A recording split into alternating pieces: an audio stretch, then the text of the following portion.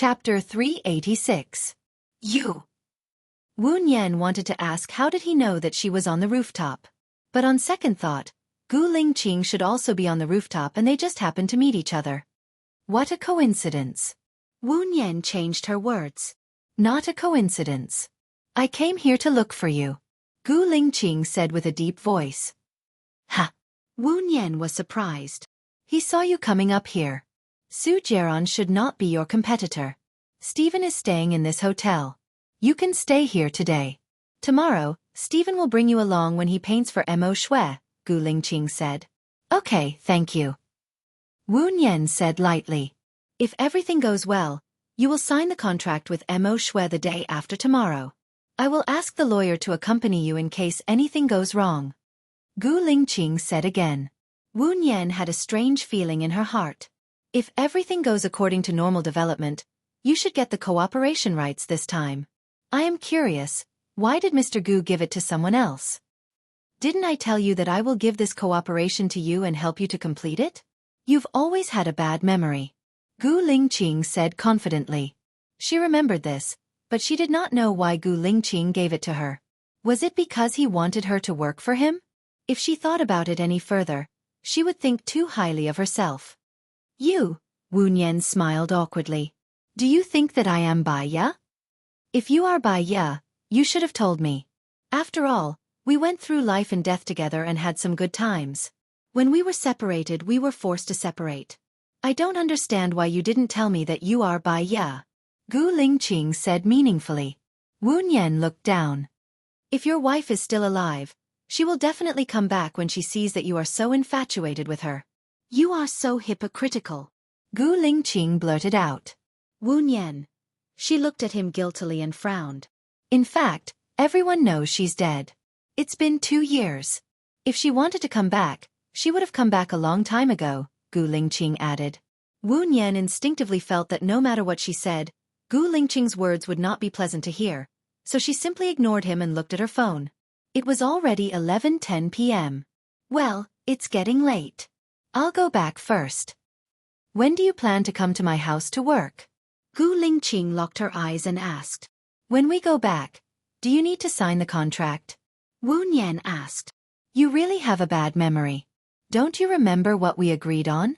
We agreed in Stephen's place that you will work at my house and be responsible for taking care of my children before my wife comes back. Gu Lingqing spoke very harshly. She seemed to be in a bad mood and was venting her anger on her. His body is full of sweat. I say, Mr. Gu, you already said that your wife is dead. If I take care of your wife until she comes back, wouldn't that be the same as taking care of her for the rest of her life? Wu Nian retorted. Didn't we agree on a lifetime? What about your children after they get married? It's not appropriate for me to stay at your house anymore. I'm a private tutor, Wu Nian reminded. Then I'll take care of my children's children. When I go back, I'll buy a villa. They won't leave home. Even if they get married, I'll ask them to stay together. Wu Nian. She had a feeling that he was deliberately bickering with her. She couldn't win against him. Got it. I'm going back to sleep. She walked towards the door and pulled it, but it didn't open. She pushed the door, but it didn't open either. She got anxious. Gu Lingqing, did you close the door when you came just now? Gu Lingqing frowned and went over to help Wu Nian open the door. His palm touched the back of her palm, and Wu Nian instinctively withdrew her hand. Gu Lingqing's eyes flashed with annoyance. He looked at her angrily. I didn't close the door. It might have been blown by the wind. Then what should we do? Wu Nian pushed the door hard, but it still wouldn't open. You can open it from the inside, right? Wu Nian asked. I don't own this hotel. How would I know? Gu Lingqing replied in a low voice. Wu Nian remembered that Stephen was staying in this hotel. She immediately called him. Stephen's phone was switched off. She looked at Gu Lingqing for help. Lu Shuang was back in China now. It would take 3 hours for the people from the manor to come over.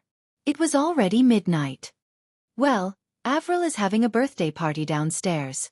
Call her and ask her to come over, Wu Nian requested. You don't want to be in the same space as me? Gu Lingqing asked. No, I still have to go to your house to work after I go back. We're on the rooftop now. It's a little cold, and it's getting late, Wu Nian explained. Gu Lingqing put his arm around her shoulders and pulled her into his arms. It won't be so cold this way. Also, it's not appropriate for me to call Avril. Some people can't achieve anything, but they can ruin things. If she sees me with you, she won't be willing to let her mother work with you. Wu Nian thought about it and agreed. When she left, she saw Avril confessing to him. She pushed him away subconsciously and asked, "Do you know anyone else?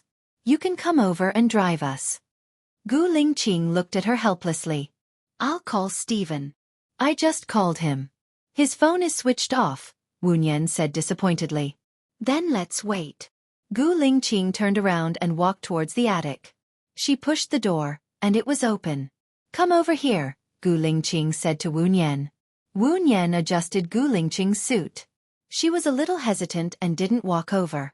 Gu Lingqing didn't know what she was doing. Was she afraid that he would eat her up? They had already given birth to a child. He sulked and turned on the flashlight on his phone. He found the switch on the wall and pressed it. Luckily, the electricity was on. The room was filled with cleaning products and cardboard boxes. He estimated that the cleaner would come over early the next morning to pick up the things. He put the mop and other cleaning products outside the door. He tore open the boxes and spread them on the floor. Wu Nian walked over and helped him quietly. Gu Lingqing glanced at her. Wu Nian blushed and continued to work. The two of them worked for 15 minutes and made a bed. "Go to sleep. Someone should open the door at 6 o'clock at the most. I'll go out for a smoke." "You're a heavy smoker?" Wu Nian asked with concern. "You're nobody to me. I don't need your concern." Gu Lingqing went out with a cold face. Wu Nian looked down.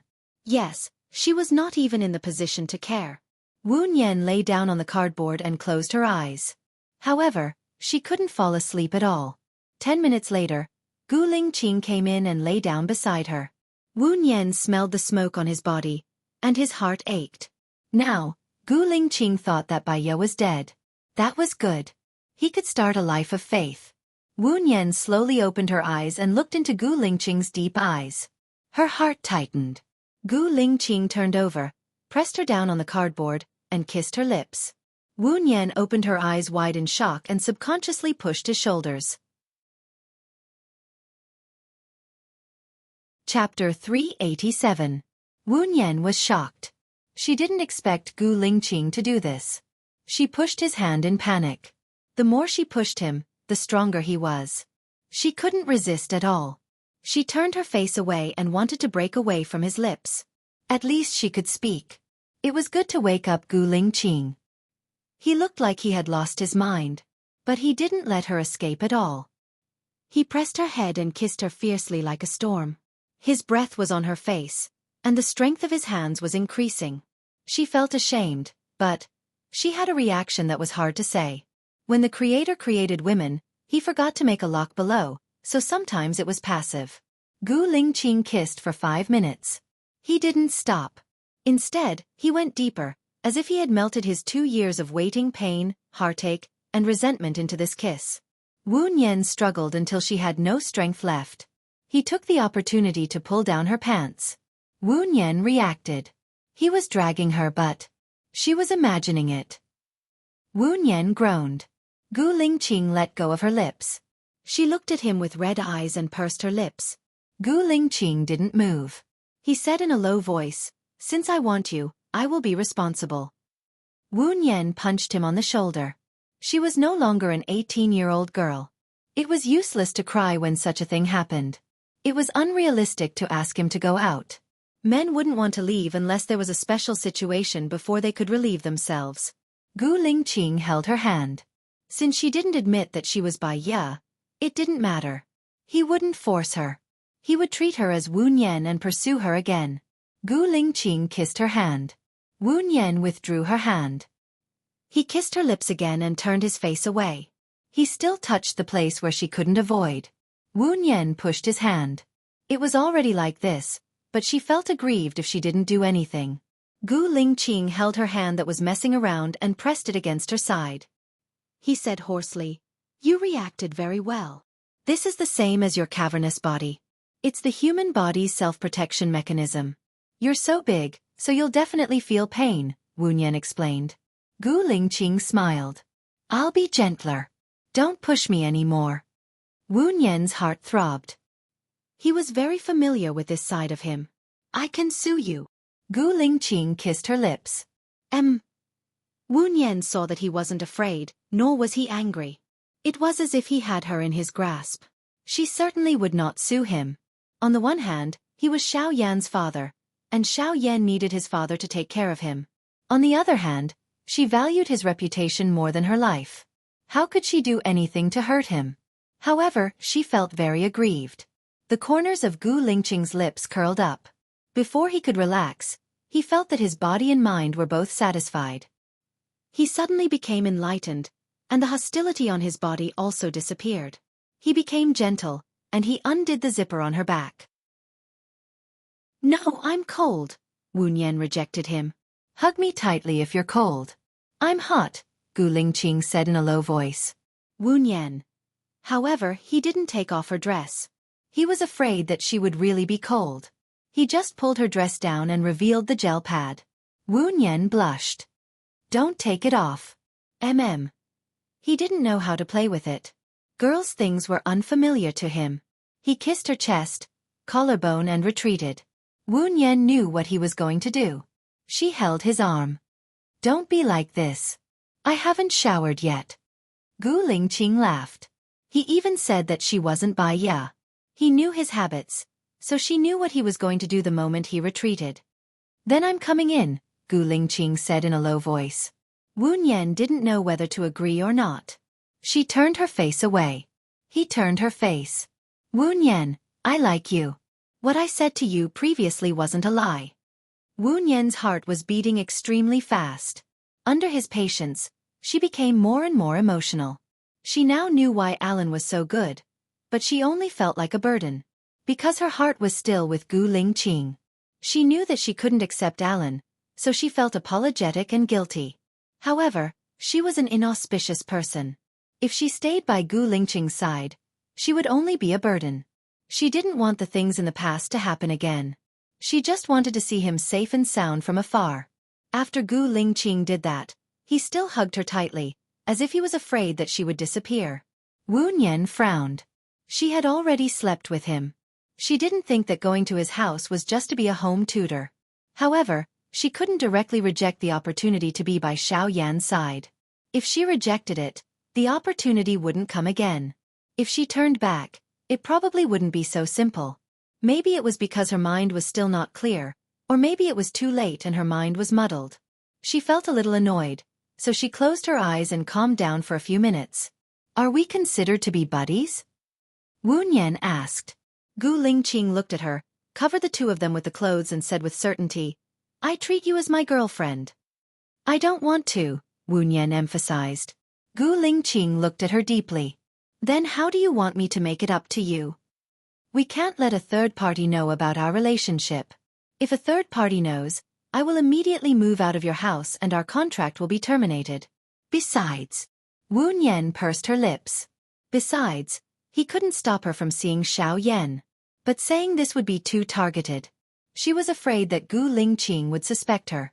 Besides what? Gu Lingqing asked with a good temper. You have to promise me 3 things unconditionally. Wu Nian changed her words. Gu Lingqing smiled. Okay, I promise you everything. Wu Nian lowered her head. She actually slept with Gu Lingqing again. Everything, it was like a dream, so unreal, so beyond her imagination and control. Sure enough, the plan was not as fast as the changes. Break up with Alan. Gu Lingqing requested. She had slept with Gu Lingqing now, and it was not good to delay Alan. Wu Nian nodded. She should renegotiate with Alan. You don't have to worry about Lu Shuang. I will arrange it. It is safer than Alan's arrangement. Gu Lingqing said in a low voice. Wu Nian looked at Gu Lingqing in surprise. How do you know? Lu Shuang is not a businessman. She must have made an agreement with Shen Yan when she got involved in this cooperation. What she wants most is to leave Shen Yan. That's why she did it herself and even went to Stephen's Island. Gu Lingqing guessed. Wu Nian's eyes darkened. She believed that as long as Gu Lingqing intervened, Lu Shuang would definitely leave. However, she was afraid that he would become enemies with Shan Yan. He was different from Alan. Alan was a British aristocrat. Even if Shan Yan knew that it was Alan who did it, she would not do anything to Alan for the sake of the overall situation. But he was different. He was from Country A. His company was in Country A. His parents, family, brothers and friends were all in Country A. Chapter 388. She couldn't drag him down as soon as she had sex with him. Mr. Gu. What did you call me? Gu Lingqing frowned. You promised me that you wouldn't let a third person know. I don't think there's anything wrong with the way I address you. You don't have to be angry with me, Wu Nian retorted. I'll pay attention when there are many people around. But now, it's just the two of us. The way you address me is too distant. It makes me feel distant, Gu Lingqing explained. Wu Nian thought about it and changed the way she addressed him. Lingqing, it's like this. You've misunderstood Lu Shuang. It's not about that. Ever since he got together with Shen Yan, he had a falling out with his family. You don't have to worry about this. After all, the one who started the trouble has to end it. Is that really the case? Then why did you get close to Alan? Gu Lingqing was suspicious. Shan Yan said that if we can't get the painting at the auction, we should look for Alan. Alan and Stephen are good friends. Coincidentally, I saved Alan on the plane. So I got close to Alan and asked him to bring us to the island, Wu Nian said. We've already been to the island. Alan has already returned to China. He has a fiancée. You shouldn't contact him anymore, Gu Lingqing said in a low voice. Wu Nian looked down. I'm a little sleepy. I'll sleep for a while. She closed her eyes. Gu Lingqing didn't say anything else. She rolled over, her back to him. She and Gu Lingqing were like this. She couldn't keep Alan waiting. But there were some things that she needed Alan's help with. She thought that she wouldn't be able to sleep. Unexpectedly, she slept until dawn and woke up when someone came to open the door. Hey, why are you here? The cleaner yelled. Wu Nian thought of what she did with Gu Lingqing last night. She blushed and felt a little embarrassed. She could tell from the cleaner's eyes that she wasn't innocent. Gu Lingqing took out $100 and gave it to the cleaner. I was accidentally locked on the rooftop yesterday. Don't tell anyone about this. The cleaner took the money and readily agreed. Gu Lingqing pulled Wu Nian up and held her hand as they walked towards the exit. Wu Nian pulled her hand back. Gu Lingqing glanced at her. It's still early. Stephen probably hasn't woken up yet. I'll book a room here. You can rest there for a while. I'll go out and buy clothes for you later. It's still early and the mall isn't open yet. I'll go back and pack my luggage. I'll go back tomorrow after the negotiation, Wu Nian said with her head lowered. You should rest. You got up early yesterday morning to send Lu Shuang off, and you slept so late last night. You have dark circles under your eyes. Also, if Mo Shui calls Stephen, he will take you there.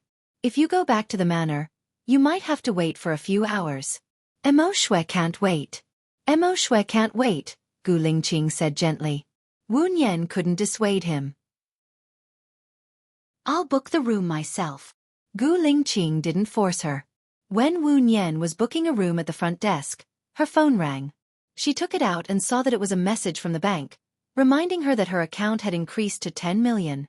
Gu Lingqing also texted her. Ask me if it's not enough. Wu Nian was speechless. I have money. It's not appropriate for me to take your money. I'll return it to you when I get back. Wu Nian texted Gu Lingqing back. How much savings does your teacher at the orphanage have? The cheapest room here is more than 3,000. Where did you get so much money? Gu Lingqing also texted her back. Wu Nian pursed her lips and looked at Gu Lingqing.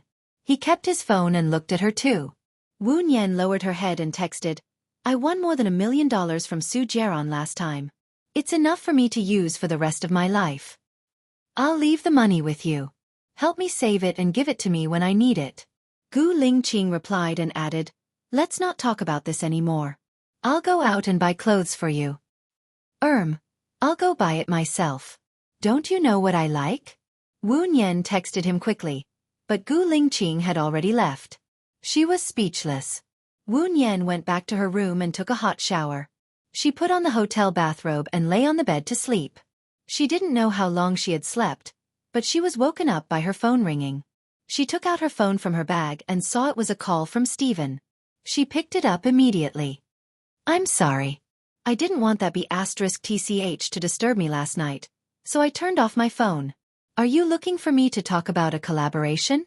Stephen said with a smile. Wu Nian was ambiguous and answered with a dry smile. She was the one who asked him to open the door on the rooftop yesterday. Now that they had all come down from the rooftop, she felt guilty if others knew that she and Gu Lingqing had spent the whole night on the rooftop. "Don't worry about that.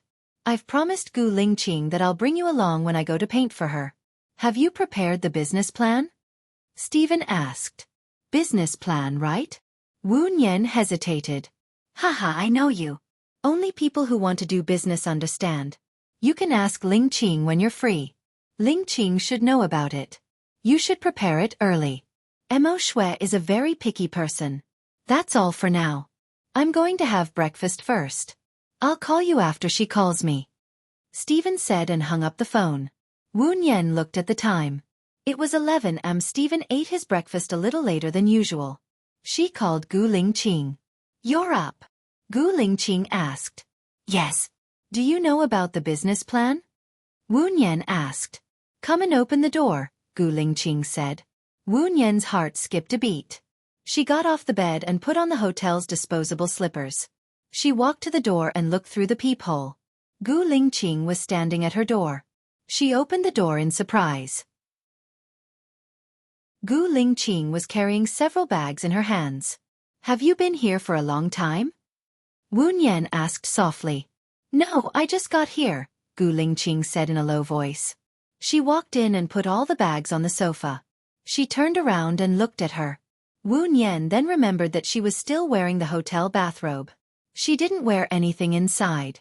She adjusted her clothes awkwardly. "I've finished the business plan. Change your clothes first. I'll take you out for dinner," Gu Lingqing said and sat down on the sofa. She took out a stack of papers from one of the bags and put it on the coffee table. Wu Nian picked it up and flipped through it. It was all professional jargon of jewelry business. She couldn't understand it. The only thing she could understand were some branches and some data. "Have you talked to Shen Yan about this?" "Yes." "If Mo Shui doesn't agree, will we give in?" "No." Gu Lingqing looked at her. "Aren't you going to change your clothes?" Wu Nian felt awkward. She tucked her hair behind her ear, picked up the clothes on the sofa and walked to the bathroom. She deliberately locked the door. "Gu Lingqing." He walked up and knocked on the door. Chapter 389. "Wash your hands," Gu Lingqing said. "Okay." Wu Nian opened the door and stood at the side. Gu Lingqing turned on the tap, absorbed the water, and looked at Wu Nian in the mirror. She stood quietly at the side, her eyes slightly lowered, as if she was following his gaze. He thought of her stubbornness, and his gaze sharpened. "Why did you lock the door? Are you afraid that I'll eat you up?" It's a habit," Wu Nian explained. Gu Lingqing turned around and looked at her. "Did you call Alan?" "I came back too early. I just woke up, and I didn't have the time." "Is it because you don't want to call?" Gu Lingqing questioned, his gaze locked onto her. Wu Nian felt the pressure increase. "You don't believe me? I'm afraid that you'll run away, or go out and pretend that you don't know me. You're 6 years younger than me, and you have a lot of youth to play with. I have 2 kids, and I can't wait," Gu Lingqing said sarcastically. Why did Wu Nian feel that he was talking about Bai Ya? His gaze was locked. "Even if you have 2 kids, there are still plenty of women who like you. Didn't Avril confess to you last night? Are there more women who like me than you? Su Jian, Alan, and others I don't know. Am I the spare tire or are they the spare tire?" Gu Lingqing said angrily. Spare tire? He was the one who was too domineering and forced his way in. She had never planned to date him again, and it was all her fault. She was a fickle woman, and she played with love. Wu Nian's gaze turned cold, and his expression hardened. If you think you're the spare tire, then you're the spare tire. If you think so, I can't change your mind. Now, I'm going to change. Please get out. Gu Lingqing held her shoulders and pushed her against the wall. His eyes were bloodshot. You don't care about me that much? You don't even want to explain if I think so? If you don't believe me, no matter how I explain, it's useless. How do you expect me to believe you? Gu Lingqing said in a low voice and looked at her sharply. Wu Nian looked at him coldly. Since you don't believe me, why should I say more? If you want to end our relationship, then end it. Gu Lingqing purses her lips and looks at her. Her black pupils are locked, and her breathing becomes unstable, all on her face. It's over, right? Gu Lingqing asked. Wu Nian's heart was filled with sorrow, but he didn't plan to start or end, so he didn't feel too conflicted. He nodded. Stop dreaming. It's impossible. I'll wait for you outside. Gu Lingqing walked out, looking a little dispirited. Wu Nian stared blankly for a while, then sighed. His eyes became misty. How many lovers did a person's sin have to drag down before he could be set free? She wiped her tears and looked at herself in the mirror. Didn't they say that plastic surgery and changing one's name could change one's fate and original trajectory? Why did she feel that after going around in circles, she was still back to the starting point? She wiped her tears, splashed her face with cold water, and dried the water on her face. Her eyes were a little red. She closed her eyes, took a deep breath, and opened them again. She regained her composure, changed her clothes, and went out. Gu Lingqing smoked 3 cigarettes and was smoking the 4th. Wu Nian snatched the cigarette from his hand and pinched out the butt. Smoking is bad for your health. Gu Lingqing hugged her waist and held her in his arms. He lowered his head and kissed her lips. It was hard, forceful, fierce, and surging. The strong masculine breath mixed with the mature smell of smoke rushed into her internal organs, and Wu Nian couldn't resist it at all. Based on her understanding of Gu Lingqing, at this moment, if she pushed him away, he would kiss her even deeper. She would be even more unable to resist, and could only let him kiss her. Gu Lingqing kissed her for 5 minutes before letting her go. His eyes were filled with pain, and he asked, "You study psychology. Tell me, what should I do now?" There are 2 kinds of feelings in the world that are the most tempting. One is that you can't get it, and the other is that you have lost it. In fact, if you jump out of this mental barrier, you will find that there are many better people in the world. Is that what you think? So, you will quickly forget a relationship, even if that relationship is hard and unforgettable. Gu Lingqing questioned. What I think is not important. What's important is that you think so. Wu Nian said softly. I want to be with you, to live a simple life. There doesn't need to be many things happening every day. As long as we have breakfast together, have dinner together, sleep on the same bed, we can discuss our children's studies, growth, and troubles in life. We can grow old together. That's good enough. Gu Lingqing said in a low voice. His eyes were red. He didn't ask for much. He didn't ask for much. It would be good if he didn't have to wait all the time. Wu Nian's eyes were also red. The emotions that she had tried so hard to control were stirred, and tears flowed out. She yearned for the kind of life that Gu Lingqing talked about. That was a home. No matter how far she drifted, she would want to go back. In this life, people come and go alone. They look for things, grow up alone, and work alone. They only want to find someone they can protect. Then, they won't be lonely anymore. Their soul will also have a home. When they die, they won't feel that their life has been in vain. However, she was afraid that if she stayed by his side, he would only die. If he died, her world would collapse. She just wanted to stay by his side quietly, take care of him, take care of Xiao Yan. That was enough for her. When Gu Lingqing saw her crying, all his anger, complaints, and unwillingness turned into pity. He kissed her tears. Xiao Yan, we can do it. Wu Nian nodded. Gu Lingqing kissed her again. You must be hungry. Let's go out to eat first. Wu Nian shook her head. I'll order in my room to eat. It's too dangerous to eat outside. What's the danger you're talking about? Gu Lingqing asked sharply. I don't want other people to find out about our relationship, Wu Nian said. What if other people find out about our relationship? What kind of danger will happen? Gu Lingqing asked. I don't want to talk about this anymore. Wu Nian wanted to get down from Gu Lingqing's lap. Gu Lingqing hugged her and didn't let her get down. Wu Nian, you're a coward. Whenever you encounter something, you like to hide in your shell. That's because you don't know my past and the way my character was nurtured. I'm a coward. What's wrong with being a coward? Those who died before me were all bold and ignorant. That's just my character. If you like me, then like me. If not, then forget it. Gu Lingqing let go of Wu Nian. Wu Nian stood up. She didn't dare to look at Gu Lingqing. She picked up the built-in phone and called the front desk to order food. She heard a bang and looked at the door. Gu Lingqing had gone out. Chapter 390. Gu Lingqing was such a proud person. But she used his love to hurt him wantonly. She tried her best to show him that a woman was willful, domineering, unreasonable, mean, and difficult to get along with. She would soon push him far, far away, until his love was consumed. But it didn't matter, as long as she loved him, as long as she knew that she was doing the right thing. Gu Lingqing had sacrificed a lot for her. She still remembered how he looked in his military uniform. He was upright and righteous, and his gaze could determine victory from 1,000 miles away. It was a kind of arrogance, a kind of pride. She still remembered when they first met. He said, I am a soldier, I will protect you. He went to a military school to study at a very early age. He started as a special forces soldier and made great achievements. Without the help of his family, he risked his life to go deep into the enemy's territory and made great achievements. These were all his dreams, to protect his family and country. He was not forced, nor was he forced, but it was something he loved. His career. Because of her, he almost became a traitor. Because of her, he almost died on the deserted island. Because of her, he left the military. How could she bear to put him in danger again? Wu Nian wiped her tears and turned over. She didn't even have the appetite to eat and curled up.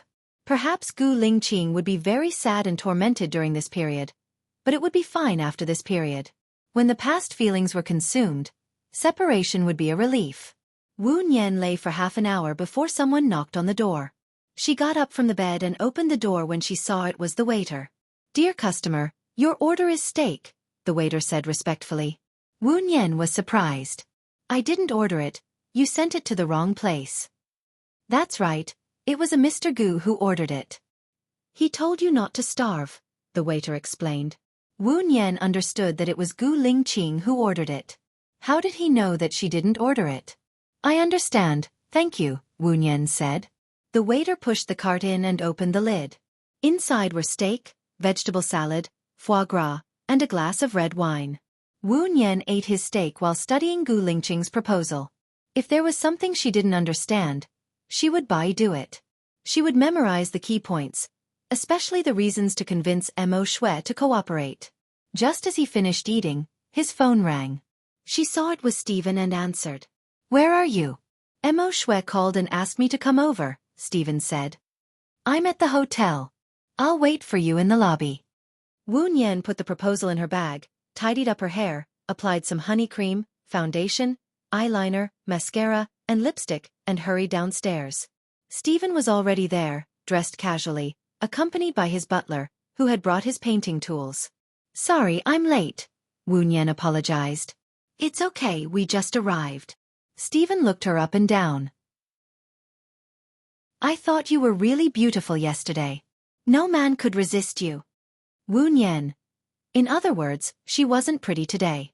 When Stephen mentioned yesterday, she remembered what had happened on the top floor. She blushed and lowered her head.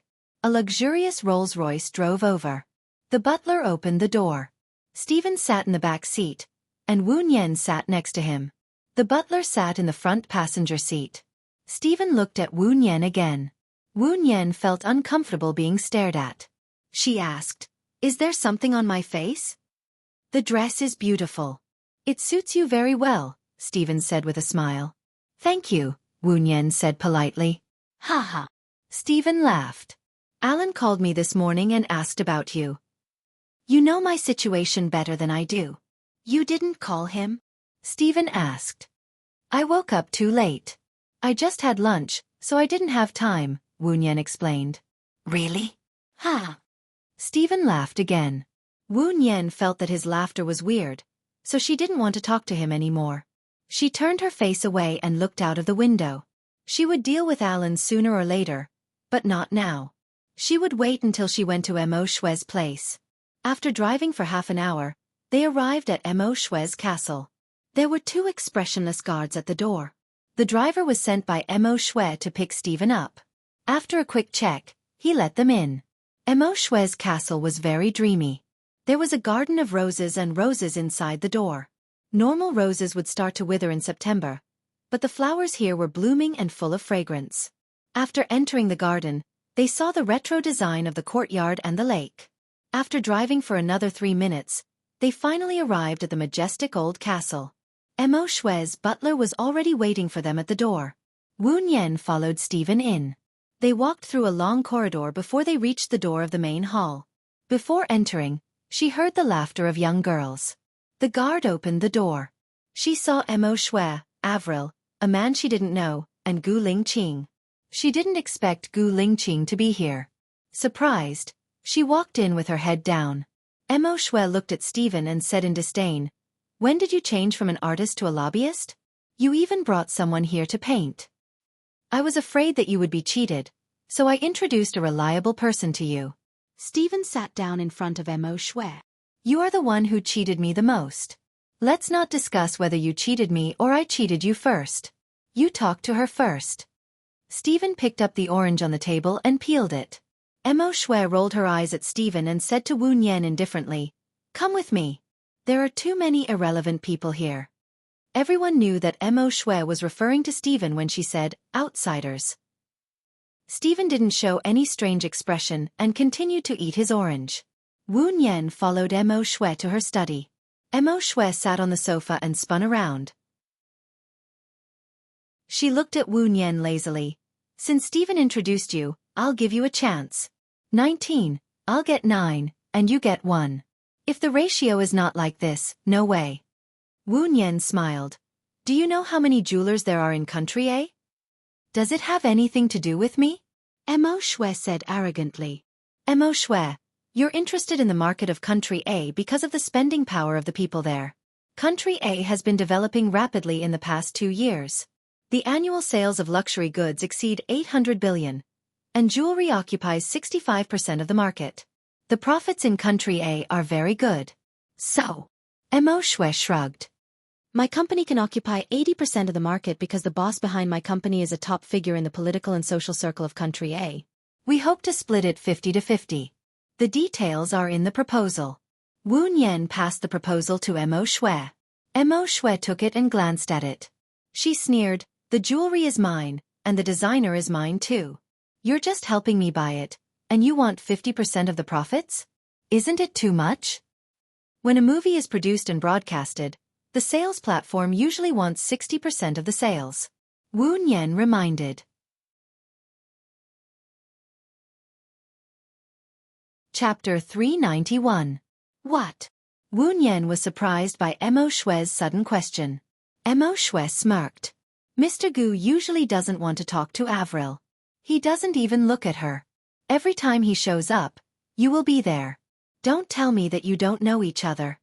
Wu Nian understood and smiled.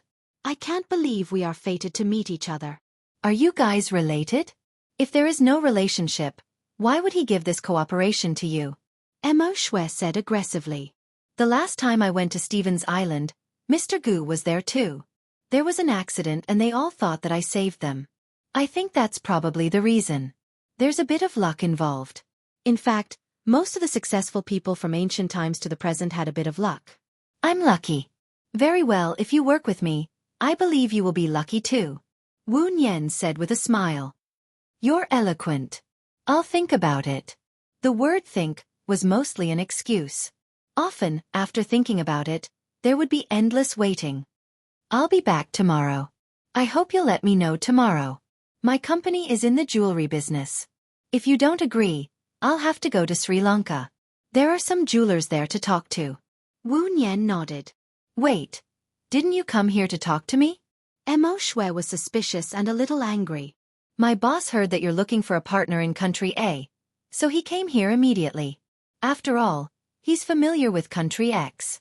He's also familiar with you. But if you don't like us, we can only look for other suppliers. To be honest, no matter who we work with, we'll take 80% of the market. You know that the sales of luxury goods mainly rely on reputation and connections. My company already has connections. As for reputation, it's in the operation. How to operate is explained clearly in my proposal. If you have other things to do, I won't disturb you anymore. I'll wait for your good news. Wu Nian nodded. Mo Shui's expression softened. Since you're here, have dinner before you leave. The manor is huge. I'll let Avril show you around. Then I'll do as you say. Wu Nian smiled politely. Mo Shui called Avril and Avril came up. Let's go, pretty girl, Avril said with a smile. She walked over and held onto Wu Nian's arm. Other than Lu Shuang, Wu Nian wasn't used to being so close to other girls. He felt uncomfortable because he wasn't familiar with them. Qing, I'm taking her to the manor to play. Do you want to come along? Avril called out to Gu Lingqing. Gu Lingqing glanced at Wu Nian's face and stood up. Wu Nian's heart trembled and he lowered his eyes. If Mo Shui didn't mention it, she wouldn't have noticed it. Now that she thought about it, it seemed that he really went wherever she went. Avril watched as Gu Lingqing left. She ran towards Gu Lingqing excitedly and held onto Gu Lingqing's arm.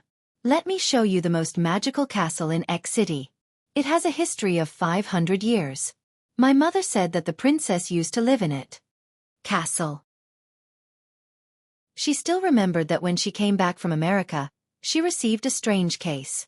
She went to the castle and found many corpses in the attic. Ever since that incident, she didn't have a good impression of any castle. Mo Shui's manor had a special car. The driver drove.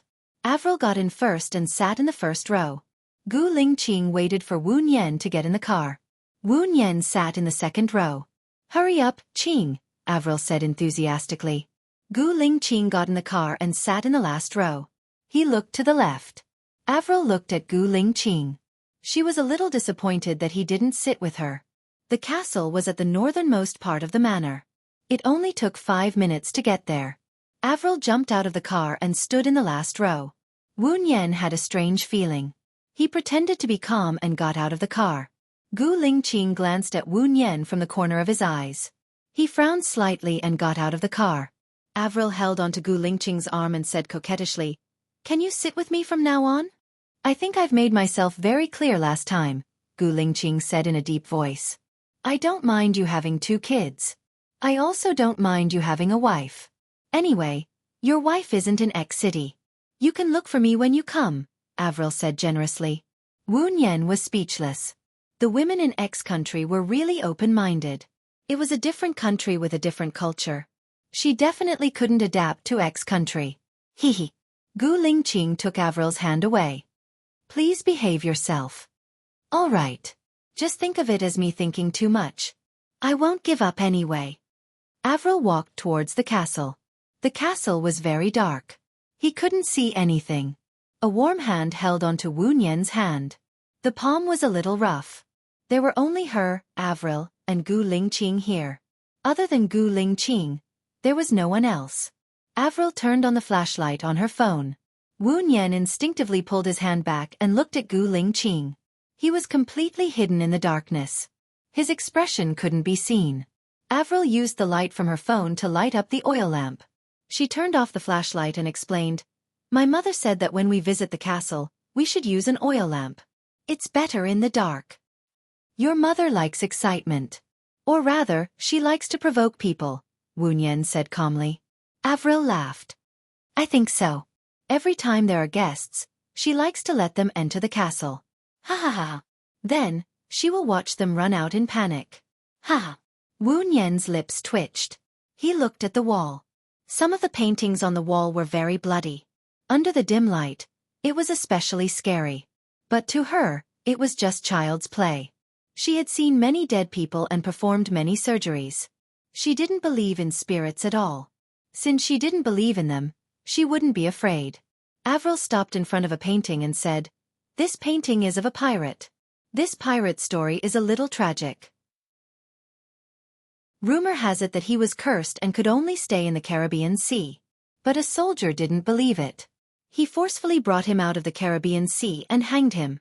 Before he died, he said that he would steal the souls of everyone who saw his face. It must be a scary story. It does sound scary, Wuyan replied. Avril walked up the stairs. Wuyan followed. When she passed by the painting of the pirate, she heard a cold laugh. She looked at the painting of the pirate. The pirate, who had a serious expression on his face, had a creepy smile. Gu Lingqing saw it too. He put his hand on her waist. Wuyan knew that he wanted to protect her. She was touched. She purposely made him angry in the morning. He left angrily, but he ordered lunch for her. Now, he was protecting her meticulously. Chapter 392. Seeing that the people behind her didn't respond, Avril turned around and looked at the picture. She said in horror, "What's going on? Weren't the pirates smiling just now? Why are they smiling now?" This is a two-sided drawing. Because of the position and lighting, the angle of view is different, so you'll see a different picture, Wuyan explained. Oh, I see. Qing, I'm a little scared. Can you hold my hand and walk? Avril said to Gu Lingqing. Wuyan chuckled. Gu Lingqing pinched her waist for a moment before letting go of her. Avril heard Wuyan's laughter and asked, "What are you laughing at?" "Your mother is very cute," Wuyan said meaningfully. "She's so pitiful that no one loves her." "Let's continue up," Avril said. Suddenly, something fell from above. Avril screamed in shock. Wuyan was caught off guard. He was also shocked and took a step back. Avril shone the oil lamp on the ground. There was nothing. She asked Gu Lingqing in horror, "Qing, do you see anything? I'm scared." Gu Lingqing took the oil lamp from her hand and said to her in a low voice, "You're a little timid, and you're always so jumpy. I can tour around here by myself. If you're afraid, you can wait outside." Avril was speechless. She came here often. Why would she be scared? She wanted Gu Lingqing to protect her, but he didn't even bother to look at her. "Are you scared?" Avril asked Wuyan. "How about we turn on the light and make it brighter? We can see better," Wuyan suggested. She wasn't scared at all. The scariest thing in the world wasn't these ghosts, but the human heart. "There's no light here. It's best not to use a flashlight. Otherwise, you'll see something unexpected," Avril muttered. "So do you mean to let us look or not?" Gu Lingqing asked coldly. "Do you want to see? If so, I'll take you in. If not, I'll take you out," Avril said. "Then let's go," Gu Lingqing said and walked in front. Avril held Gu Lingqing's arm. Wuyan stood behind them and walked downstairs. Gu Lingqing tried to open the door but it wouldn't budge. He frowned and looked at Avril. "How do I open the door?" "Just pull." Avril tried, but it wouldn't budge. She pulled with both hands, but it still wouldn't budge. She angrily knocked on the door. "Is there anyone outside? Open up. Slack. Open up." Slack was the chauffeur who had driven them there, and no one answered. Avril frowned and kicked the door hard. "Open. Edie," Avril said. She picked up her phone and prepared to make a call, but there was no signal at all. She looked at Gu Lingqing in surprise and asked, "Qing, is there a signal on your phone?" Gu Lingqing took out his phone. Ariel craned her neck to see. There was no signal on Gu Lingqing's phone either. She was astonished. How could it be? There's usually a signal here. What the hell? Is it fun? I'll take a break first. Gu Lingqing put the oil lamp on the coffee table and sat on the sofa. "I'm not playing. I really didn't ask anyone to lock the door." "I'm not lying to you," Avril said anxiously. Gu Lingqing paid no attention to her. Avril knocked on the door. "Sykes, open up. If you don't, I'll fire you. Slack." There was still no sound from outside. Wuyan held Avril's hand. Her palms were sweaty from fear. Wuyan frowned and looked at Gu Lingqing. "Mr. Gu," Avril didn't lie. She really didn't lock the door. "Come and sit." Since she didn't lock the door, nobody would listen to her, Gu Lingqing said in a low voice. Wuyan held Avril's hand and sat in front of Gu Lingqing. "What's going on?" The people in the manor know that I'm a coward. I don't dare to lock the door. I'm so scared. Avril looked at Gu Lingqing in fear. Your mother will come looking for you in half a day. You can sit here if you're scared. Don't go anywhere, Gu Lingqing said in a low voice. Then where are you going? Avril sat next to Gu Lingqing. Gu Lingqing didn't say anything. She looked at Wu Nian. Wu Nian lowered her head. She wasn't a troublemaker. Since Avril didn't do it on purpose, she was worried about other dangers. It was safer for everyone to sit together. Mo Shui would probably come looking for her at night. No one said anything. Avril leaned closer and closer to Gu Lingqing. Gu Lingqing frowned and stood up. Where are you going? Avril asked worriedly. The washroom. There should be one here, right? Gu Lingqing asked. Yes, I'll take you there. Avril stood up and walked towards the washroom. Gu Lingqing went into the washroom. Seeing that Avril didn't leave, he frowned and reached out to close the door. Avril pushed the door and said worriedly, You didn't lock the door. I'm scared. I'm sorry. We're men and women. Gu Lingqing closed the door forcefully. He washed his hands and came out. Avril wasn't there. He walked to the sofa. Wu Nian used his phone's flashlight to illuminate the room. Where is she? Wu Nian asked. She didn't come back? Gu Lingqing was suspicious. Wu Nian shook her head. She kept saying she was scared. She still sticks to you. You're back but she hasn't. Could something have happened to her? Avril. Wu Nian shouted loudly. No one answered her. The cold wind in the castle sounded like the laughter of the devil. Avril. Wu Nian shouted again. Still, no one answered her. She was worried. She looked at Gu Lingqing and said, Let's look around. Something doesn't feel right. Why do I feel like it's a prank? She purposely led us to look at the pirate map. She purposely made a fuss, Gu Lingqing said in a low voice. She did it on purpose at the beginning, but after the door was locked, she didn't do it on purpose anymore. When I held her hand, her palm was covered in cold sweat. It was secreted out of fear. She couldn't fake it, Wu Nian said in a deep voice. He stood up and walked towards the line of defense in the washroom, shouting, Avril! Gu Lingqing followed behind Wu Nian. She shone the flashlight downstairs. That door was closed when we came in. It's open now. Wu Nian immediately walked towards the door. Gu Lingqing held her hand. Stand behind me. Wu Nian thought for a moment and stood behind Gu Lingqing. Gu Lingqing walked towards the door and scanned the room with the flashlight. There were a few dark paintings, a fireplace, a table, 4 wooden chairs, and a rocking chair. The chairs were still shaking. Someone was in this room just now, Wu Nian said. There are 2 possibilities. 1, it's a prank. 2, Avril was drugged, Gu Lingqing said. Chapter 393. Do you think it was done by 1 person or 2? Gu Lingqing asked. No less than 2 people. They drugged Avril and didn't let the lamp fall to the ground. 1 person couldn't have done it. The one who locked the door didn't come in from the front door because the door was locked from the outside. If the one who locked the door came in, then there must be another way in. Wu Nian walked to the fireplace and looked at the ashes inside. Gu Lingqing, look. Gu Lingqing walked over and saw the drag marks on the ground. I'll go take a look. He went in and quickly came out. Oil splashed down from above. Then, there were more than 10 pieces of wood that were on fire. When the wood came into contact with the oil, it burst into flames. Gu Lingqing pulled Wu Nian's hand and took 3 steps back. Break the door, Gu Lingqing said.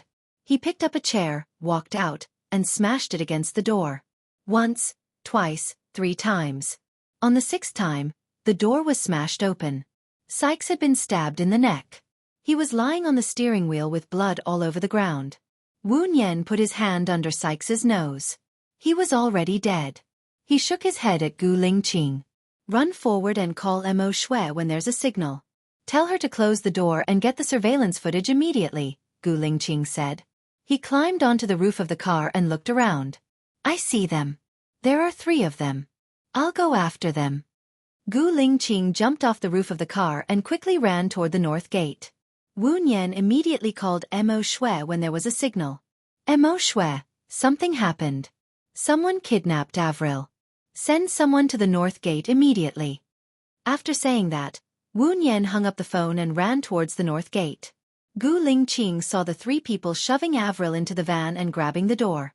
Gu Lingqing, be careful, Wu Nian shouted worriedly. Gu Lingqing jumped into the van. Another person was kicked out of the other door.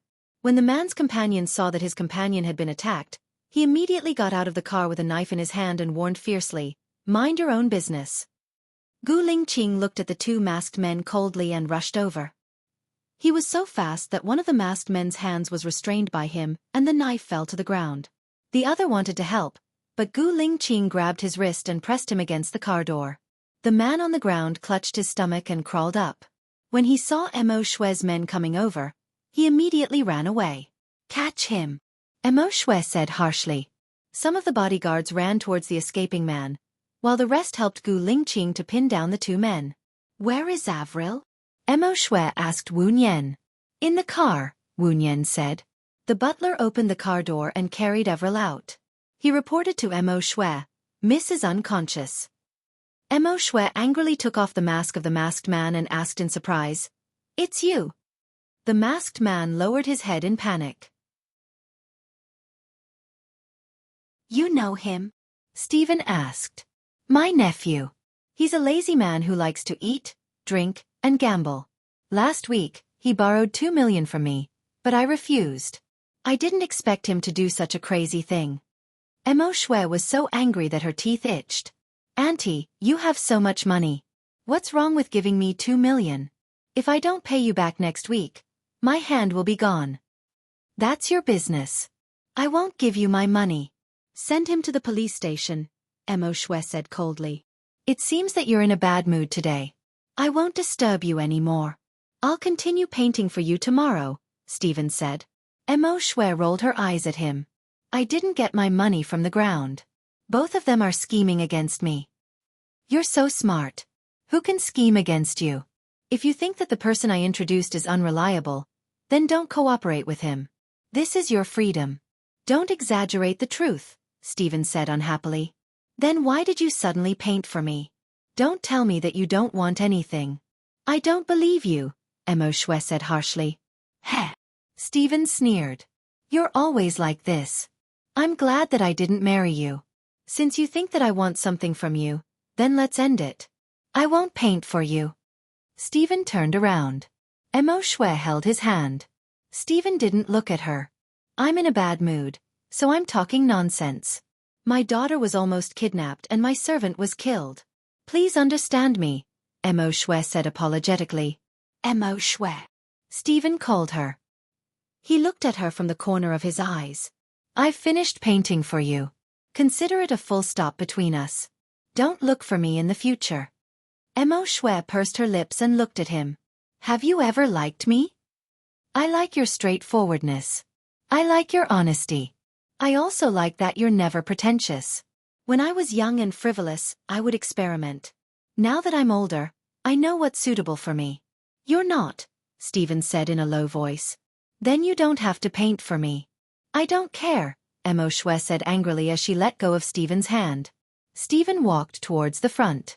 Mo Shui stomped her feet. "Come back." Stephen didn't turn around. He disappeared into the shade. Wu Nian raised her eyebrows. Mo Shui used her unreasonable behavior to push the man away. Her and Gu Lingqing? She looked at Gu Lingqing subconsciously. Gu Lingqing was also looking at her. Wu Nian's heart trembled.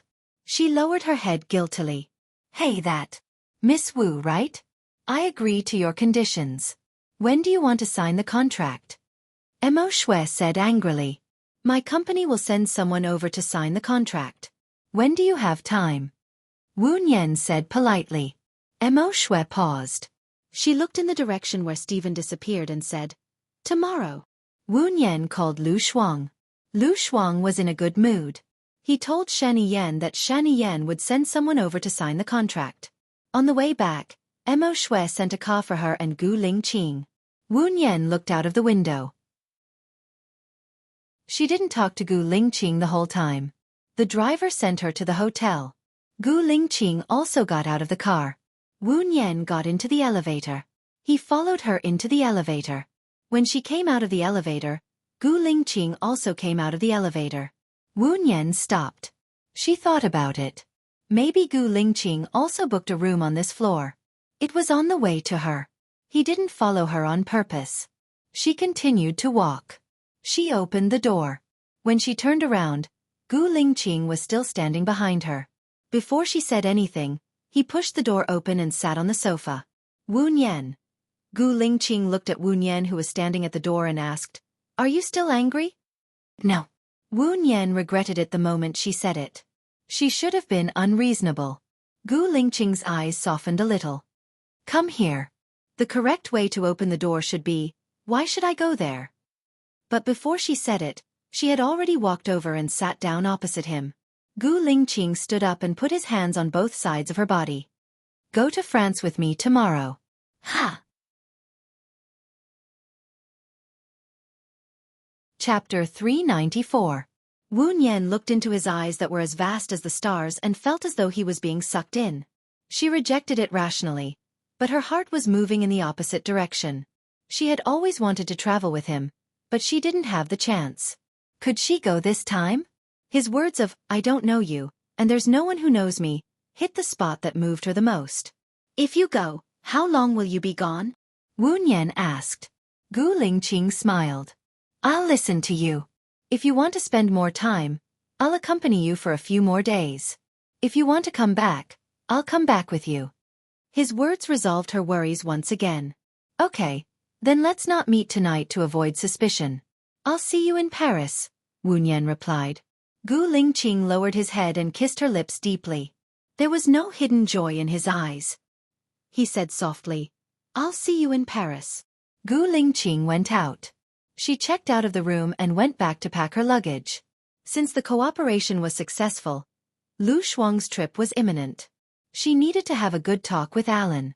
Wu Nian booked a flight ticket to London that night on her way back. She didn't tell Gu Lingqing. She arrived at the waiting room at 9 o'clock in the evening. She calculated the time. Country X was 7 hours ahead of England. It was 9 o'clock in the evening here, so it should be 2 o'clock in the afternoon in London. Wu Nian called Alan. Alan answered and smiled. "Have you had dinner?" "Yes, I booked a flight to London. I'll arrive in London tomorrow morning," Wu Nian said straightforwardly. "Really? Really?" Alan was excited. "I have something to talk to you about," Wu Nian said apologetically. Alan's eyes darkened, but he still replied politely, "Okay, your flight is at 9:50 p.m. in Country X?" "Yes. Call me when you arrive." "I'll pick you up at the airport," Alan said like a gentleman.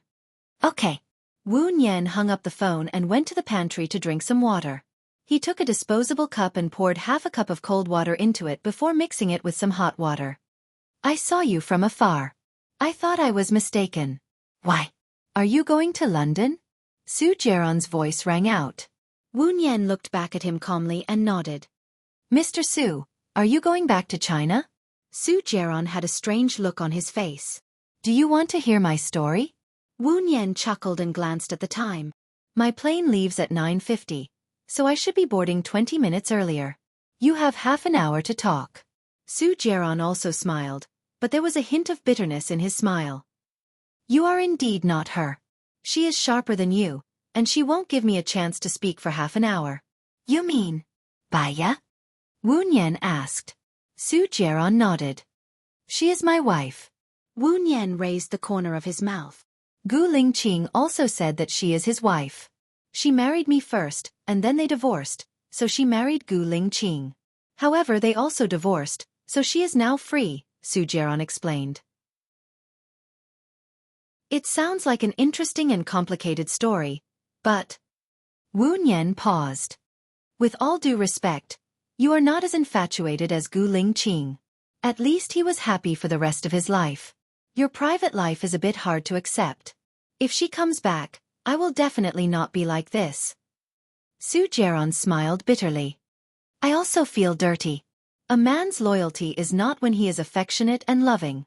However, when he is alone in an empty room, obviously you can't do it, Mr. Su."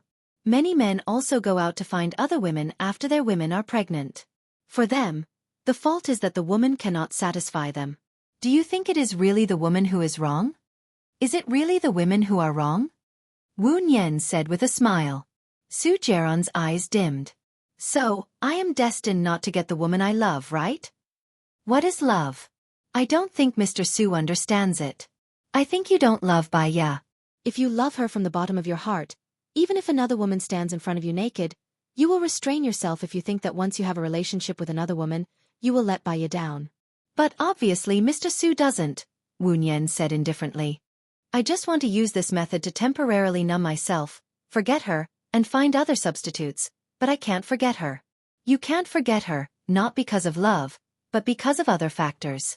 For example, you can't get her, you are hurt, and you are unwilling. What makes people remember for a lifetime is not love. Love is forgetful, and it is something that will become thinner and thinner as time goes on. The longer we spend with our so-called lover, the more we forget how to love each other. On the contrary, unwillingness and hurt will be remembered for a lifetime, because every day, you will wake up because of unwillingness, and you will repeat the process of unwillingness every day. Therefore, unwillingness is something that will be remembered deeply, Wu Nian explained. Then, how can I forget unwillingness? I live in pain every day, or, it is more appropriate to describe it with the words living is worse than dying, Su Jiaron said sadly. Wu Nian smiled. Use other more meaningful things to transform it, such as the dream you had when you were young, or a greater career, or to feel the kindness of the people around you, or perhaps, find a suitable woman to fall in love with. It is difficult to let go, and when the day comes, you will be able to let go. If you do, you will be able to reap happiness. Why make things difficult for yourself? Then can I chase you? I promise, those ridiculous things in the past will not happen again, and I will start from a good start, Su Jiaron said, seemingly sincere. No. Wu Nian directly refused. Because I have a boyfriend. I am sorry. You should find a girl who does not have a boyfriend. A wrong start is the source of pain. You said that Alan will not marry you, I promise, Su Jiaron said with certainty. Whether you marry me or not, it has nothing to do with Mr. Su. Wu Nian took a sip of water. Su Jiaron looked at her and did not leave. In the end, did Mo Shui cooperate with you, or with Gu Lingqing? I saw that he also went to Mo Shui's manor this morning. I think you should know who the boss behind me is, right? Although Gu Lingqing's family is prominent, luxury accessories are not his strong point. Mo Shui is not stupid, he should know who to cooperate with, Wu Nian said implicitly. Even if she did not say who Mo Shui cooperated with, Su Jiaron would soon know, she did not need to hide it. You are such an excellent employee, I don't know what condition I have to recruit you, Su Jiaron said with a smile. He put on what he thought was the best, most sincere, and most charming smile. Wu Nian admitted that Su Jiaron had a good appearance. I helped Shen Yen because Lu Shuang is my friend. In fact, I am not his employee, I am a teacher.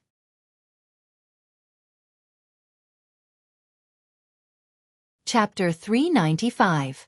Wu Nian recalled the time when he first met Su Jiaron. He knew that she majored in medicine. She said that he knew all the directors of the hospitals in City A, and could arrange jobs for her. Wu Nian laughed.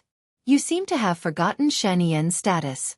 It's easy for me to find a job, but I want to rely on myself. You don't have to worry about me. So, you're not going to give me any chance? Su Jiaron said disappointedly. Giving you a chance will only make you pay. The more you pay, the more unwilling you will be. Knowing that it is impossible, it is better to nip it in the bud. Before the plane takes off, I want to go to the bathroom. Is there anything else, Mr. Su? Wu Nian asked politely. Can I see you again in the future? Su Jiaron asked. Since it's impossible, there's no need to waste time. The next time we meet, if it's not necessary, we'll just treat each other as strangers. Wu Nian didn't give him any chance at all. Su Jiaron's possessiveness was too terrifying. If he couldn't have it, he would destroy it. She had provoked him once, and she would never provoke him again. She walked to the washroom. Worried that Su Jiaron was waiting outside, she purposely stayed in the washroom for more than 10 minutes. When she came out of the bathroom, the passengers on her flight were already lining up. Wu Nian lowered his head and walked to the back of the line. He took out his phone and played with my Hank the dog. The dog had slept for a long time. It needed to go to the toilet and eat, and its body was dirty. Wu Nian helped the dog to use the toilet, take a bath, and eat a meal. She had leveled up to 48. After playing monkey catcher for a while, they boarded the plane. Su Jiaran did not come to disturb them. Wu Nian heaved a sigh of relief and boarded the plane. She laid down in her seat and closed her eyes to take a nap. Can I exchange seats with you? I'm in the first-class cabin up front. When Wu Nian heard Su Jiaran's voice, he opened his eyes in surprise and looked at him. The others would definitely be more than happy to go to the first-class seats. Su Jiaran sat down beside Wu Nian with a devilish smile. I have a client in London. I'm going there too. Wu Nian. Su Jiaran's way of wooing women was really fierce. If she didn't know him so well, a normal girl would probably fall for such a handsome, rich, and extravagant man, just like her in the past. She did not expose him, nor did she reply. She closed her eyes and pretended to sleep. Su Jiaran also lay down and looked at her. Wu Nian turned around so that his back was facing him. Beauty, bring me 2 blankets, Su Jiaran said to the stewardess. The stewardess brought 2 new blankets with a smile. Su Jiaran unwrapped them and covered Wu Nian. Wu Nian did not move. He continued to close his eyes and pretended to sleep. After a long time, he finally fell asleep. She was awakened by the broadcast. They were almost in London. Wu Nian looked at the time. It was 5:45 in the morning. When he opened the curtains, the sun was not out yet. At this time, you should be able to see the sunrise on the plane. The moment when the sun breaks through the clouds is very beautiful. Su Jiaran said with a smile. Wu Nian replied. I'm going to the washroom. Su Jiaran let her pass. Wu Nian went to the washroom to wash up. Because there were many people waiting in line, she did not stay long and returned to her seat. Alan is coming to pick you up? Su Jiaran asked. Wu Nian took out her makeup from her bag, put on some honey lotion and lipstick. Su Jiaran kept looking at her. How long have you been dating Alan? Wu Nian looked at him. Not long. Why? If only I knew you before Alan. Su Jiaran said regretfully. Wu Nian smiled. Actually, even if you knew me before Alan, it would not change the situation. To be honest, Mr. Su is not my type. What type do you like? An English gentleman like Alan? Su Jiaran asked curiously. Loyalty. Wu Nian said concisely. Su Jiaran smiled bitterly. If I told you that I stayed chaste for my wife for 3 years and was even willing to become a eunuch for her, would you believe me? I would, but aren't you ready to pursue me now? Didn't you ask me to let it go? Su Jiaran asked. Wu Nian smiled. Her smile was bright and beautiful, like a flower blooming. The sun had also broken through the clouds, and sunlight shone through the window onto her face. So, people stand from different perspectives, and the direction in which they consider the problem is also different. In the end, everyone feels that they are reasonable, and resent each other for not understanding. In fact, it can only prove one thing. These 2 people have different views on life and values, and they cannot live together. Then I'll change, right? What do you want me to do? Su Jiaran was a little annoyed. The plane was already descending, and the radio was saying that the plane was about to arrive in Paris. The passengers were asked to stay in their seats and not move. Wu Nian looked at Su Jiaran. There are a few key elements to a happy marriage. First, the 2 of you must share the same values. Second, you must share the same values. Third, you must be loyal. For example, if a girl passed by a beggar every day, she would give the beggar 10 yuan. Do you think this is the right thing to do or the wrong thing? That depends on the relationship between the beggar and the girl. It also depends on the girl's experience and strength. Or, did anything special happen in her life recently? You can't generalize whether it's right or wrong. Su Jiaran said in a dialectical way. Wu Nian smiled. For me, whether the girl is right or wrong has nothing to do with me. I don't care. After all, it's someone else's business. There's no need to make irresponsible remarks. Su Jiaran was speechless. Let's talk about values. In order to pursue a girl, you spend a lot of money. A first-class seat from country X to London costs about $3,500, right? Wu Nian asked. Su Jiaran didn't say anything. It doesn't matter if you're not my husband. But if you're my husband and do this kind of thing, you won't be able to live a good life. That also depends on the person's financial strength. $3,500 is about the same as 1 cent to me. Su Jiaran said unhappily. So, our values are not the same. I'm not a romantic person. What I want is to live a down-to-earth life. Well, Mr. Su, I think I've said enough. I wish you a pleasant journey.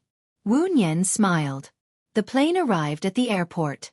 She wanted to get out first. Su Jiaran stopped her and didn't let her out.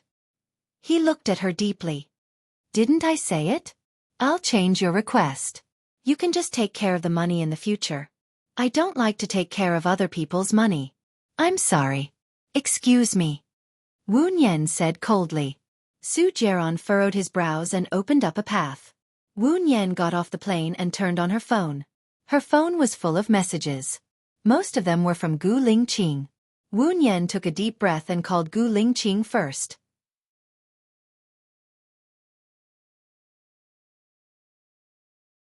Chapter 396. Wu Nian's eyes widened. Remembering that Su Jiaran was still behind them, she wanted to pull Gu Lingqing away before she could explain in detail.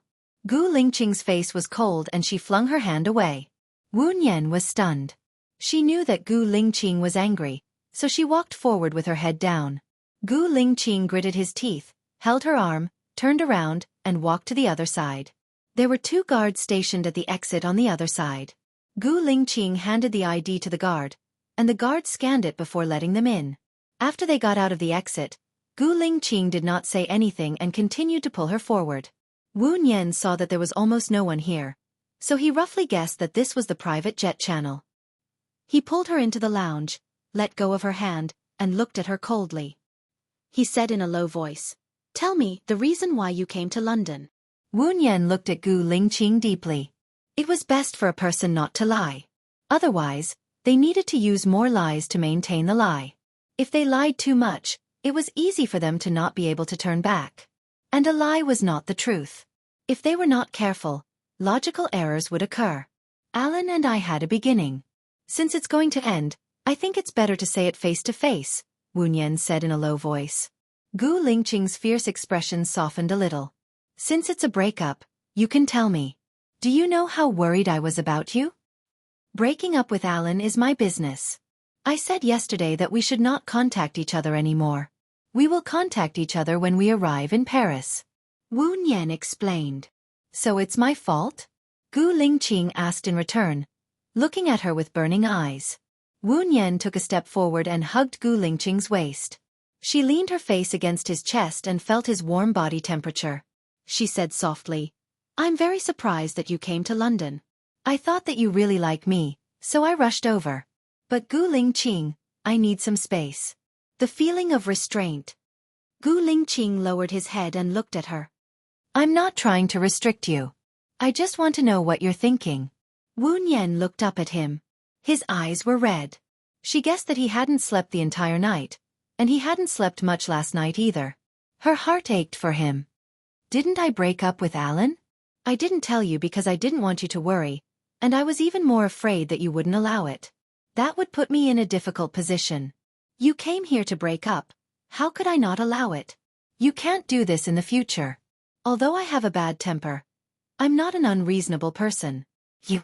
Gu Lingqing paused. You'll find out in the future. Then I will try my best to find out. One more thing. Su Jiaran has also come to London. Don't let him see you. A hint of suspicion flashed across Gu Lingqing's eyes. He's also in London? If I remember correctly, he should be returning to China. We met on the same plane. Gu Lingqing understood. He's courting you. I won't like him, and I've made it very clear to him. It's just that. I don't want him to know about our relationship. Wu Nian looked down. Are you afraid that he'll cause trouble, or are you afraid that he'll hurt me? Gu Lingqing asked tentatively. Gu Lingqing, I have my reasons that I don't want others to know, but I don't want to tell you now. Maybe I'll be willing to tell you everything one day, but not now. So, don't test me, okay? Wu Nian pleaded gently. Gu Lingqing thought for 15 seconds and nodded. Okay, how long do you need to stay in London? I should be going to France tomorrow. If I meet Su Jiaran at the airport tomorrow, he'll probably go to France with you again. I'll stay here and take my private jet tomorrow. It's safe, and I don't have to worry about anything, Gu Lingqing said domineeringly. Wu Nian thought for a moment. Okay, then I won't contact you today. I'll contact you tomorrow. Gu Lingqing frowned. Do you need that long to break up? You didn't sleep well last night, so rest well today, Wu Nian explained. Do you think I can rest well if I don't hear from you? Gu Lingqing asked in return. Then I'll call you at noon, Wu Nian corrected herself. Gu Lingqing's expression softened a little. Okay. Then I'll go out first, Wu Nian said softly. Although Gu Lingqing was reluctant, she still let her go. Wu Nian walked out of the lounge. The people on her plane had all left, and the corridor was much emptier than before. Almost everyone was gathered at the luggage check-in area. The luggage was not out yet. She walked over and saw Su Jiaran standing at the furthest place from him, looking at the luggage exit. She thought for a moment and called Alan. Alan picked up the call. I heard the announcement. You've arrived. Are you getting your luggage? Alan asked with a smile. Yes. I'm still waiting. I'll come over now, Alan said and hung up the phone. Wu Nian looked behind her but did not see Alan. After a while, the luggage came out of the conveyor belt. Wu Nian saw her luggage and was about to walk over. She felt someone hugging her waist. Xiao Nian. Alan called her, lowered his head and kissed her on the cheek. Wu Nian's heart skipped a beat and she looked at Alan. Alan smiled brightly. I missed you so much. Wu Nian was silent for a moment. My luggage is out. I'll help you. Which one? Alan asked and held Wu Nian's hand. Because Su Jiaran was there, Wu Nian did not shake him off. She pointed at the sky-blue leather suitcase. Alan let go of Wu Nian's hand and went forward to take the suitcase down. My car is outside. Follow me. Wu Nian followed behind Alan. She did not look back at Su Jiaran. She took a deep breath and looked at Alan's side profile. Her eyes were dark. Alan took her out of the airport. He drove a Lamborghini. I've booked a hotel for you. Go back to the hotel and rest first. Let's have lunch together. My grandmother wants to see you, Alan said with a smile. Wu Nian did not have the heart to break up now. However, although some words were cruel, they had to be said. Alan, I have something to tell you, Wu Nian said. Huh. Alan looked at Wu Nian's face and smiled. Get in the car first. He opened the car door in a gentlemanly manner. Wu Nian sat in the car while Alan drove. Wu Nian did not say anything. It was not a good time to talk while driving. He stopped in front of the Histon Hotel. He unbuckled his seatbelt and was about to open the car door when Wu Nian held his arm. Alan glanced at Wu Nian's hand and looked up in the direction of her arm. Alan, can I trust you? Wu Nian asked. Of course, Alan said without thinking. He turned around and faced Wu Nian, waiting for her to speak.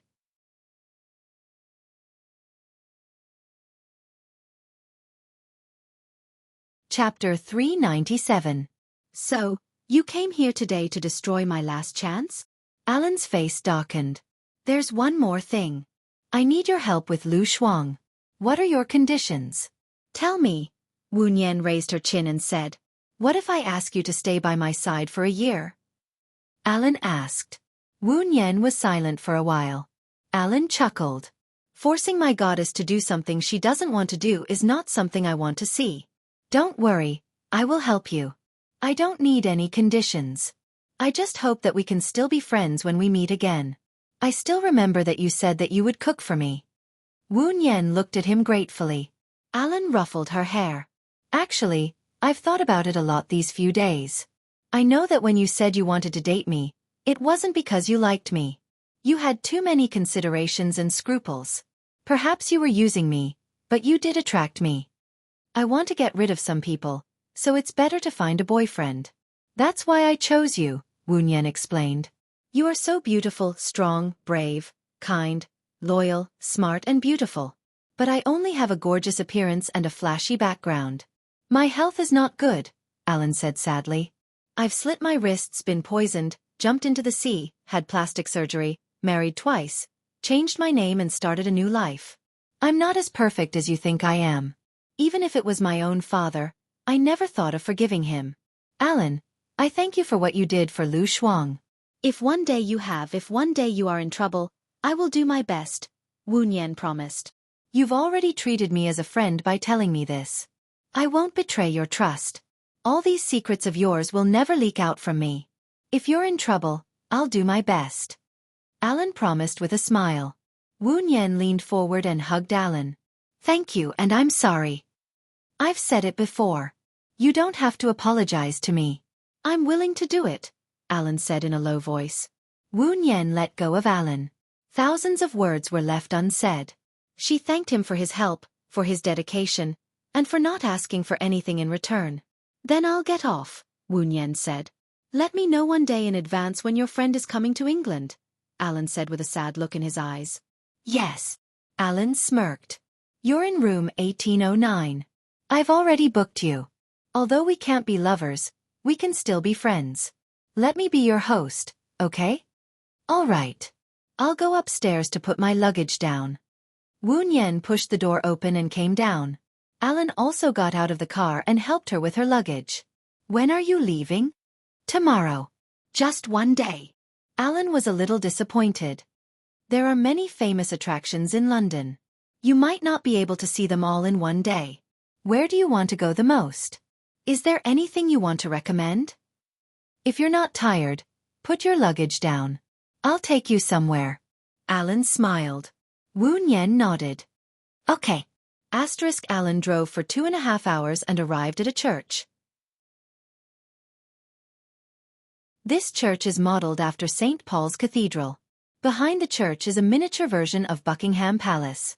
You can eat, race, and play golf here, Alan said. Wu Nian got out of the car and looked around.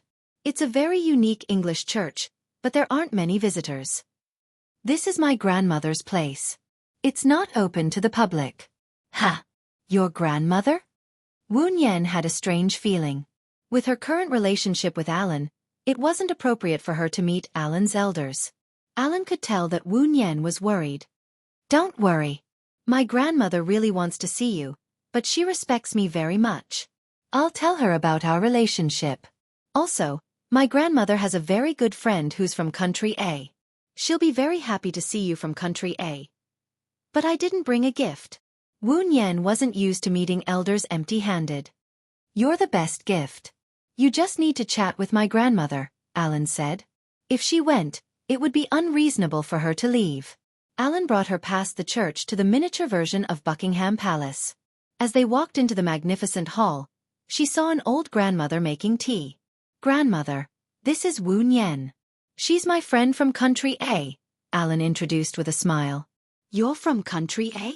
Alan's grandmother smiled and looked at Wu Nian. She said lovingly, Good, very good. Xiao Tang is also from country A. Hello, grandmother, Wu Nian greeted respectfully. Come here. Alan waved at Wu Nian and ordered the servant. Bring me the photo. Wu Nian looked at Alan awkwardly and walked to her grandmother. Her grandmother looked at Wu Nian with a smile. Alan mentioned you to me. He wants to break off the engagement and marry you. I think you're a good person. I've decided to break off the engagement. Well. Wu Nian looked at Alan again. Grandmother, Xiao Nian and I are just friends. However, we still have to break off the engagement, Alan explained. What? Didn't you say that you like her and want to marry her last time? Don't bully me because I'm old. I still remember, her grandmother said anxiously. I thought too much last time. Xiao Nian and I promised to be friends.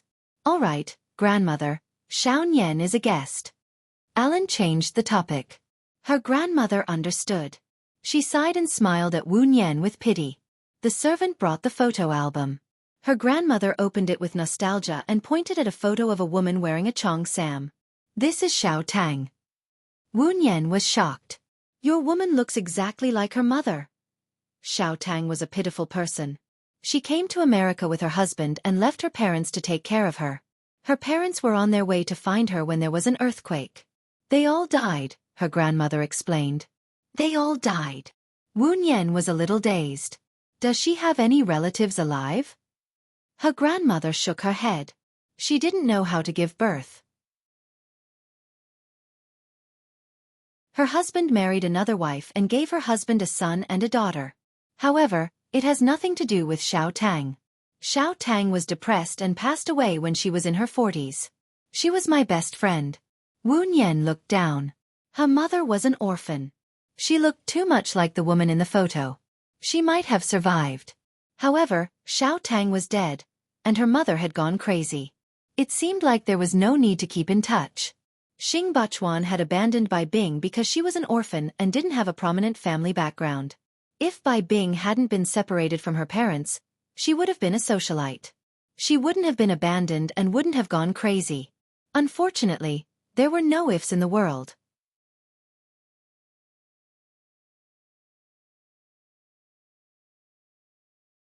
Chapter 398. During the day, Gu Lingqing didn't call her.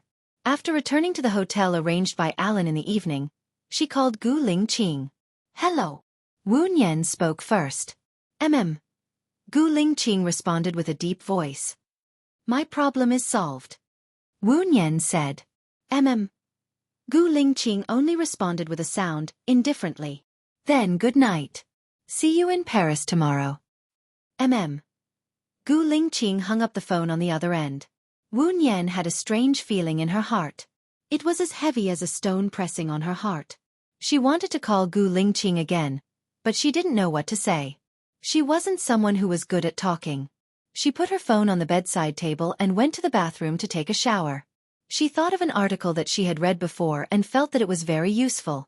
The general content of the article was, a man worked for 3 years and wanted to go home. His boss gave him 3 pieces of advice. The first was, don't try to find impossible shortcuts. There are no shortcuts in this world. The second was, don't be overly curious about things that you know are not good. You may lose everything because of it. The third was, don't make any decisions when you are impulsive. It may make you regret it for the rest of your life. When the man went home, he didn't take a shortcut. Instead, he chose the main road with many people. He stayed in a hotel. When he heard a woman crying and screaming, he didn't come out. The person who came out was killed by the crazy woman. When he got home, he heard other men's voices. He didn't kill his wife impulsively. He found out that the man was a child. Wu Nian turned off the shower. So, she shouldn't call Gu Lingqing. Even if he seemed unhappy now, the most he could do was break up according to her original plan. She should calm down and live every day in a down-to-earth manner. That way, everyone would be safe. She took a shower and turned off her phone. She lay on the bed and didn't think about anything. Sleep. She didn't know how long it had been before the doorbell woke her up. Wu Nian turned on the bedside lamp. She stepped on the disposable hotel slippers and got out of bed. She looked through the peephole. It was Gu Lingqing. She opened the door in surprise. Why are you here? When Gu Lingqing entered, she smelled a strong smell of alcohol. Just as she closed the door, he pushed her against the wall and kissed her forcefully. Wu Nian pushed him. He held her waist so tightly that she couldn't breathe. He was too strong and domineering. She couldn't even resist. Half an hour later, she finally calmed down. Gu Lingqing carried her to the bathroom, brushed her teeth, washed her face, and didn't say a word. He didn't say a word. He was drunk today, so he probably wouldn't listen even if she tried to reason with him. But that wasn't good. After washing up, he took a towel to wipe her face. Nian. Gu gu gu woo. And woo woo woo, a sharp light flashed in Gu Lingqing's eyes as he turned around and left. Didn't Gu Gu didn't want to Gu. She. Ling Gu Gu, she didn't want to talk to him. She lay in the bathtub. He was still there. Just as she was about to fall asleep in a daze, she felt the bed beside her sink in. A hand held her waist. Wu Nian turned around and met his deep eyes. There was a sour feeling in her heart. Don't you think you're too overbearing? Don't you think you're too domineering? Wu Nian looked at him. Wu Nian turned around and faced him. What are you thinking? I feel like you're unhappy every day. I'm not a parasite in your stomach. Go to sleep. It's late. Gu Lingqing turned off the lights. The room was dark. Go to sleep. It's getting late. Gu Lingqing directly turned off the light, and the room fell into darkness. Go to sleep. It's late. Gu Lingqing turned off the lights. The room was dark. Wu Nian looked at him again. What's wrong? Wu Nian looked at him again. What's the matter? I'm thinking, how much longer are you going to hide it from me? Or, have you already guessed that I know who you are? Gu Lingqing said. I'm wondering if you're still her. Or you're not her anymore. Gu Lingqing stood up. I'm wondering if you're still her. Or you're not her anymore. Gu Lingqing stood up from the bed. His face was serious. Wu Nian's face turned pale. She understood what he meant. You think I'm Baya. Even though you knew I was waiting for you, you pretended you weren't. Even though you knew I didn't like you and Alan together, you stayed until dark. Even if I wanted to have sex with you, you resisted. From the beginning to the end, I was the one who forced you. I kept you in my mind, but you wanted me to let you go. 3 years, 2 years. It's been 8 years. Our child is already 7 years old. I thought that if I continued, I would make you suffer. I can't see the future and happiness. So, Baya, I should give up on you. Wu Nian looked at Gu Lingqing. Also, don't look for little Yen anymore. Right now, little Yen only thinks that his mother is dead. If one day, he finds out that his mother is still alive and by his side, but she doesn't recognize him and isn't with his father, he will hate you. Moreover, I will get married again. Your existence will make it difficult for Xiao Yan to get along with his new mother. Don't worry, Xiao Yan is my child. I will take good care of him and train him. Although I'm strict sometimes, I believe my future wife will treat him like her own child. I will look for a partner who can take care of my child. Gu Lingqing said coldly. Wu Nian didn't say anything. She lowered her eyes and tears fell quietly. Gu Lingqing sneered. Even though he said so, she didn't express her desire to be with him. There's no need to say goodbye. Gu Lingqing turned around, opened the door and went out. He closed the door for her. This was the result she wanted. She wanted to push the man she loved out of her world and live alone from then on. But what was the point of her living? Perhaps, she shouldn't have lived at all. Wu Nian didn't fall asleep again. She sat on the bed in a daze. Her eyes were red from crying and she made a decision. In the morning, she bought a plane ticket back to Aland. When she went to the sanatorium to see Bai Bing, she received news that Bai Bing had committed suicide. Wu Nian was shocked. He ran to ask the doctor, why did Bai Bing commit suicide?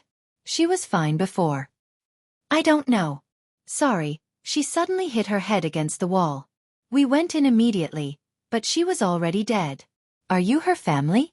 The doctor asked. Where is she buried now? Wu Nian asked. Because she doesn't have a family, we will deal with it as if she had no family. Please follow me, the doctor said and brought Wu Nian to the cemetery behind the sanatorium. Bai Bing had been buried. The grave was new.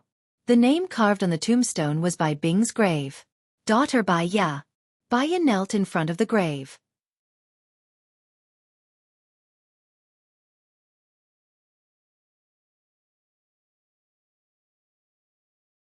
It's better to be more secretive, Wu Nian suggested. Little Shuang's father is more stubborn. I have to slowly persuade him. Come to Iran's spa and enter a private room. My friend opened that room. I can get the key to the small door and come in directly. Okay, I'll go to Iran now. See you later. Wu Nian hung up the phone and went directly to Iran's spa. The streets of City A changed every year, and now they were beyond recognition. When she was a child, her wish was to make a house. She wanted to stay in the place she wanted to stay forever. Nowadays, houses were often demolished, and they were as fragile as human lives. While her thoughts were running wild, she arrived at Iran's spa and followed the receptionist into private room 203. I want a rose aromatic bath. But not now. I'll wait for someone first. Is that okay? Yes, then you can rest first. When you need it, just press the server on the table, the receptionist said with a smile and handed her a cup of lemon tea. Thank you. Can I trouble you to leave for a while? It won't take too long. Oh, okay. The receptionist gave Wu Nian a strange look and went out of the room. Wu Nian texted Lu Shuang's mother, "I'm in private room 203. She had just sat down on the sofa when Lu Shuang's mother came in from the small door and locked the door. She asked anxiously, "What's wrong with little Shuang? She hasn't come home, and she doesn't even call. She doesn't come home on New Year's Day, and her father is so angry that he's sick." "I'm sorry. Lu Shuang has her own difficulties. She provoked someone she shouldn't have provoked and was forced to have sex with him. The other party also didn't allow her to abort the child. Otherwise, the people she cares about will be in danger, especially you. She was worried that she would drag you down, so she broke off the relationship with you and hoped that you wouldn't be involved. Now Lu Shuang has a chance to leave that man, but she wants to leave this country and live an incognito life. She's worried that after she leaves, that man will deal with you," Wu Nian explained. Lu Shuang's mother frowned and asked several questions in a row. "Who did little Shuang offend? She's too straightforward, but she's not a bad person. I've always told her to be careful with her words and actions. What should she do now? Where is she going? Will she never come back? Then what about me and her father? Nah. Her father misses her so much that he's sick. I can't tell you who she offended for now, but that man is powerful. One word from him, and the whole country will tremble. His power is beyond your imagination." "Is it Shen Yan, the current president?" Lu Shuang's mother asked suspiciously. Wu Nian paused. She didn't expect Lu Shuang's mother to be right. Lu Shuang's mother could tell from Wu Nian's eyes that she was right. "I knew it. He always provoked little Shuang when he was young. I also said that this person actually became the president. I didn't expect that he would treat little Shuang like this. He's already married. Little Shuang hates mistresses the most and hates being tied down the most. She must be very sad now," Mother Lu said. Lu Shuang's mother's eyes were red, and she wiped her tears. Fortunately, she has a chance to escape now. She also found a way to help you change your name and live a new life. Although you can't contact your old friends, you're not in danger. I don't know if you're willing. Can't we go with her? Where does she go? Where do we go? We can find new friends, we can find new jobs, and we only have one daughter. We can still take care of her." Lu Shuang's mother said sadly. "That's the best. I can arrange it. I don't know what Director Lu thinks. Old Lu actually cares about little Shuang more than I do. He just doesn't understand. Now that he knows all this, he's definitely willing." Lu Shuang's mother said with certainty. "If you're willing, give me a call. I'll arrange it." Lu Shuang's mother looked at Wu Nian. "Thank you. It's my duty." Wu Nian smiled.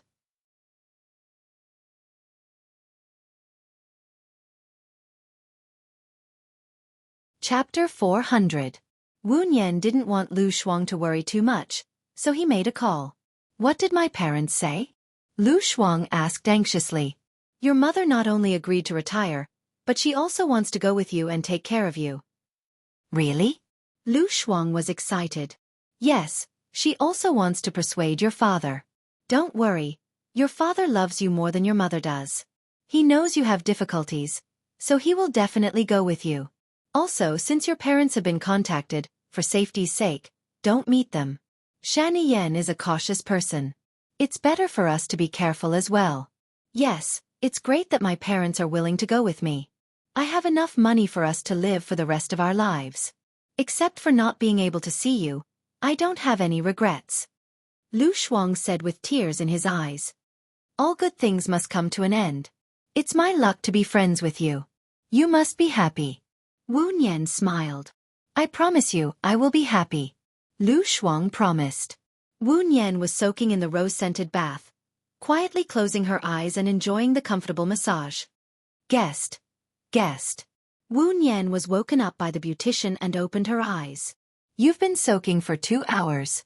It's not good to stay in the bath for too long," the beautician said gently. "Sorry, I fell asleep." Wu Nian stood up. The beautician wrapped a towel around Wu Nian. Maybe because of the long soaking, she was short of oxygen and her legs were weak. She lost her balance and fell into the bathtub again. Wu Nian held her forehead and said apologetically, "I'm sorry, I can't seem to do anything well. How much do you need?"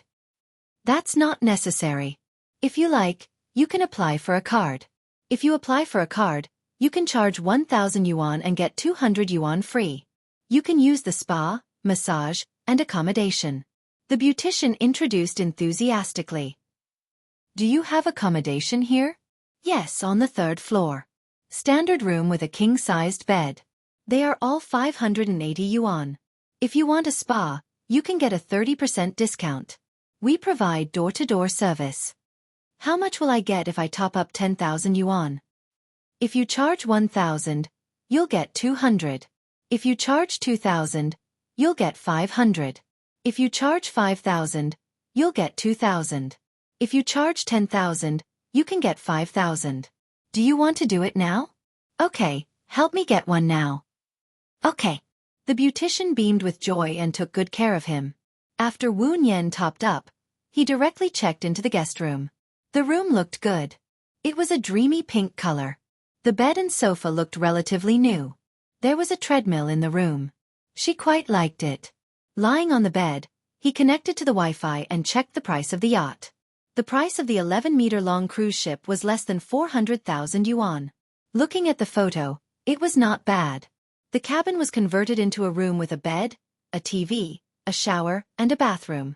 The stern was converted into a kitchen. Under the pavilion was a dining table. At the bow of the ship, 2 reclining chairs could be placed. The cockpit was above the cabin. The experiment was wide open. However, driving a boat required a driver's license. She then checked where she should go to get her driver's license. The people who sold the cruise would arrange the test. She checked her account again. She had 7.22 million yuan in savings. It seemed that she could not spend the money. She could buy a big one. She casually browsed through it until it was 3 o'clock in the morning. She turned off the web page and put her phone on the bedside table. Lying on the bed, she still could not fall asleep. This situation was very bad. She seemed to have started to lose sleep again. She got up again and ran on the treadmill for an hour. She was tired and fell asleep. The room was very good. She slept until she woke up naturally. She took out her phone to check the time. She forgot to charge her phone yesterday. The phone turned off automatically when it ran out of battery. She immediately charged her phone. When she went to the bathroom to wash up, she heard a text message notification. Would there be a call from Gu Lingqing? Wu Nian shook her head. Why would Gu Lingqing call her? She was thinking too much. Thinking about it, she found it funny. She had already completely pushed Gu Lingqing out of her world, but she was still looking forward to it. When a person's heart and mind were not in the same position, contradictions and troubles would arise. She should have been more clear-headed, so that she would not cause an irreversible situation. After washing up, she came out of the bathroom and picked up her phone. They were all calls from Lu Shuang and Lu Shuang's mother. She was very sorry that her phone turned off automatically. She did not act as a bridge of communication in time. She called Lu Shuang's mother first. Did something happen to Shuang? Lu Shuang's mother asked anxiously. Sorry, I overslept. Nothing happened to Shuang. Don't worry, Wu Nian said softly. It's good that nothing happened. His father has agreed to go with Shuang. What do you think we should do? We will listen to you. But before we go, can you arrange for us to meet Shuang? Lu Shuang's mother breathed a sigh of relief. Yes, I will call Shuang first. I will get back to you in 10 minutes, Wu Nian said. After hanging up, she called Lu Shuang back. Xiao Nian, where are you? What did my parents say? Lu Shuang was also anxious. He had inherited this temper from his mother. I'm in room 506 of the guest room above the Iran spa. I'll be staying here for a while. Your parents have agreed to go with you, but they want to see you. You come to me now, and we'll go to the spa together. There's a little door, and your mom and dad can go. Come here. Okay, I'm coming now. Lu Shuang hung up the phone in a hurry. Wu Nian was coordinating from the inside, allowing Lu Shuang to meet her parents. They were chatting while she stood guard outside. She estimated that she and Lu Shuang would part ways in less than a month. More or less, she felt sad about parting. She didn't want to show it and affect other people's feelings, but she really felt sad. An hour later, Lu Shuang came out of the private room. His eyes were still red. He held Wu Nian's hand and said, "Xiaobai, thank you. You don't have to thank me. That's because of your own feelings. Let's go. Let's have dinner together tonight and then go to the bar. Consider it a farewell before parting. Let's get drunk," Wu Nian said with a smile. "Let's go. Let's get drunk." Lu Shuang put his arm around Wu Nian's shoulder. He had solved one of his worries and was happy. They went to the famous Lanting Hotel in City A. The salmon with flowers here is very delicious. The squirrel climbing trees is also delicious. There are also corn pancakes, immortal roast duck, and crab tofu. I ate these last time when Shen Yan brought me here. Lu Shuang ordered the dishes and added freshly squeezed cereal juice. "When are you going to travel?" Wu Nian asked. "My parents' matter has been resolved. I'm going out next Monday. They will sign up for a British tour. I'll tell you the details after I'm done." They can't sign up for a British tour. First, if Shen Yan knows that you're going to Britain, he will definitely guess something. He can easily cancel the tour, and your parents won't be able to go out, Wu Nian reminded.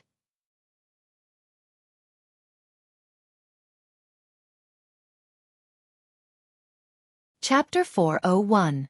Your parents have signed up for a tour group around the UK. I'll contact Alan and ask him to pick them up, Wu Nian suggested. You're so smart. I thought too simply. I'll do as you say. Please help me contact my parents. Okay. After dinner, they went to a nearby bar. They drank a lot and were drunk. Then, they went to a karaoke bar. Wu Nian ordered a lot of songs. She sang and shouted hysterically. Lu Shuang drank a lot too. He couldn't take it anymore and fell asleep on the sofa. Wu Nian asked for a blanket from the waiter. She draped it over Lu Shuang and continued to sing. Her last song was, "Goodbye." I'm afraid that I won't have the chance to say goodbye to you. Because I might never see you again. I'm leaving tomorrow. I'm leaving this familiar place and you. My tears are falling. I'll remember your face. I'll cherish the love you gave me. These days will never be erased from my heart. I can't promise you that I'll come back without looking back. I'll walk on without looking back. She sang to the sad part. She drank a big glass of red wine and lay down on the sofa. She had drunk a lot. She should be drunk. But her mind was abnormally clear. She didn't want to sleep. She picked up her phone and found Gu Lingqing's number. Before she could wrap her mind around it, she pressed the dial button. Gu Lingqing hung up and didn't answer. Wu Nian twitched the corner of her mouth. Tears rolled down from her eyes. She closed her eyes. It was better not to answer. She felt dizzy and wanted to sleep. Then, her phone rang. She saw that it was Gu Lingqing's call. She picked it up subconsciously. "What is it?" Gu Lingqing said in a low voice. He was very quiet. His voice sounded very cold. Wu Nian was silent. Gu Lingqing sneered. "I told you not to contact me again. You seem to have forgotten. Baya, what do you want?" "Sorry, wrong number." Wu Nian hung up the phone. After some thought, he blacklisted Gu Lingqing's number and deleted it. She couldn't call Gu Lingqing anymore. She couldn't. Feeling sad, he poured himself another glass of red wine and drank it all. In the end, he didn't know how he fell asleep. He was woken up by the waiter in the KTV room. Her head was still hurting badly. She was worried that Lu Shuang would talk nonsense, so she brought Lu Shuang to her room and slept until someone knocked on the door. Wu Nian got up and opened the door. Shan Yan stood at the door with a straight face. Her sharp eyes glanced at Wu Nian. Her eyes were as deep and serene as a 10,000-year-old ancient pond, but there were hidden waves surging. She seemed to know something. Wu Nian was trembling with fear. "Where is she?" Shen Yan asked coldly. "She's still sleeping. She went to the KTV and sang very late last night," Wu Nian explained. "I'm afraid she didn't just go to the KTV." Shen Yan looked at Wu Nian and said. Wu Nian smiled and lowered his eyes. He didn't reply to Shen Yan. At this time the more he said, the more wrong he would be. Shan Yen walked into the room. Lu Shuang was sleeping in a mess. One of his legs was outside, and his clothes were brushed over his stomach. One of his hands was pressed behind his head, and the other was lying casually. Shan Yen went over and carried him up. She straightened his clothes. Lu Shuang opened his eyes and saw Shan Yen. My head hurts. I want to sleep. You didn't drink too much last night, and it won't hurt anymore. Are you happy to see your parents? Shen Yen asked. Lu Shuang looked at Wu Nian. You told Shen Yen? Wu Nian was speechless. Lu Shuang was too naive. She managed to trick her. Shuang misses her parents very much. It's not too much to meet them, Wu Nian said for Lu Shuang. Lu Shuang looked at Shen Yen. Of course it's not too much. But there's no need to sneak around. If you want to see them, I can arrange it, Shen Yen said in a low voice. Whoever started the trouble should end it. I'm afraid this matter is not something that you can arrange. Wu Nian was worried that Lu Shuang would make mistakes if he said too much, so he interrupted. Can you solve the problem that I can't solve? Shen Yen said coldly. For example, contact Alan and ask Lu Shuang and her parents to leave? Wu Nian's heart skipped a beat. Shen Yen knew their purpose clearly. I don't think I have this ability. Does the president think I do? Wu Nian asked calmly. Shen Yen lowered his head and looked at Lu Shuang in his arms. Don't do something that you'll regret, okay? Shen Yen gave people a dangerous feeling. He was like an awakened beast, as if he would be swallowed by him if he was not careful. What's wrong with you? You're acting weird in the morning. Don't vent your anger on me. I'm not your doormat. Lu Shuang struggled to get off him. He hugged him tighter. It's past noon now. It's a long time since the morning that you mentioned.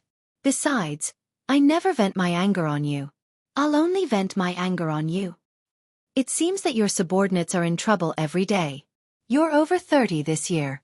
You should control your temper. Lu Shuang lectured him.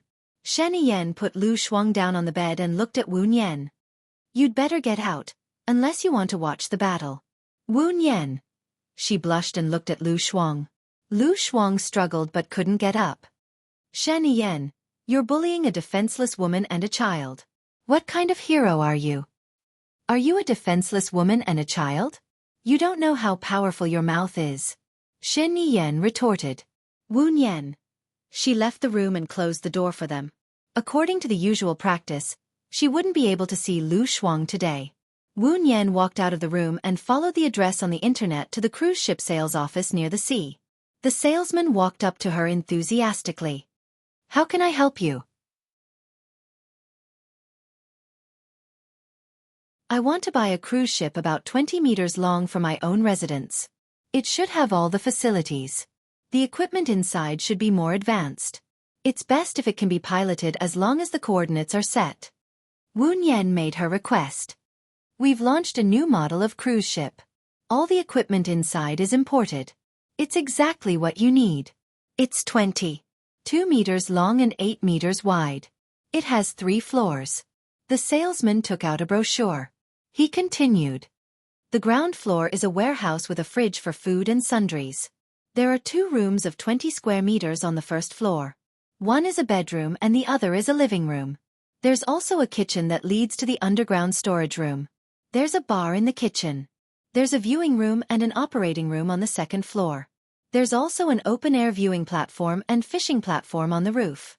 Also, if you buy it now, we'll give you a lifeboat. It's usually placed by the side of the ship. Once you're in danger, you just need to press the emergency button.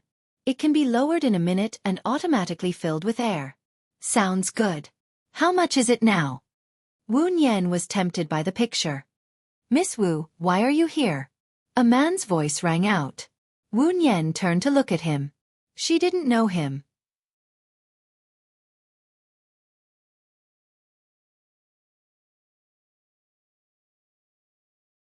Chapter 402. Wu Nian replied. Her eyes were covered with a thin veil. I'm here with a friend. I won't disturb you then. Oh, okay. Zhang Xingyu replied. Miss Wu, the original price of this model is 1 08 million. But we're having a promotion now. The price is 980,000. So you can enjoy a discount of 100,000. In addition, we also have exquisite gifts for you, such as a rice cooker, an oven, and a lucky draw. You have a chance to win a refrigerator. There are also electric motorcycles and motorboats. The salesperson introduced enthusiastically. Leave your name card with me. I'll tell my friend. If she needs it, she'll contact you later. Wu Nian said with flagging interest. Oh, okay. The salesperson still handed her the name card with enthusiasm. Wu Nian walked out of the sales office. She did not go back. Their place was close to the sea, so she went to the pier. There were many people selling seafood there. There were octopus, swimming crabs, hairfish, shells, prawns, and some sea fishes. The air was filled with the smell of fish. There were many fishermen, but there were not many people buying. Wu Nian wanted to buy swimming crabs. But then she thought about it. There was no kitchen in her hotel, so she gave up. She walked casually by the sea, enjoying the salty sea breeze. She remembered that she and Gu Lingqing were sitting by the sea, enjoying the sea breeze.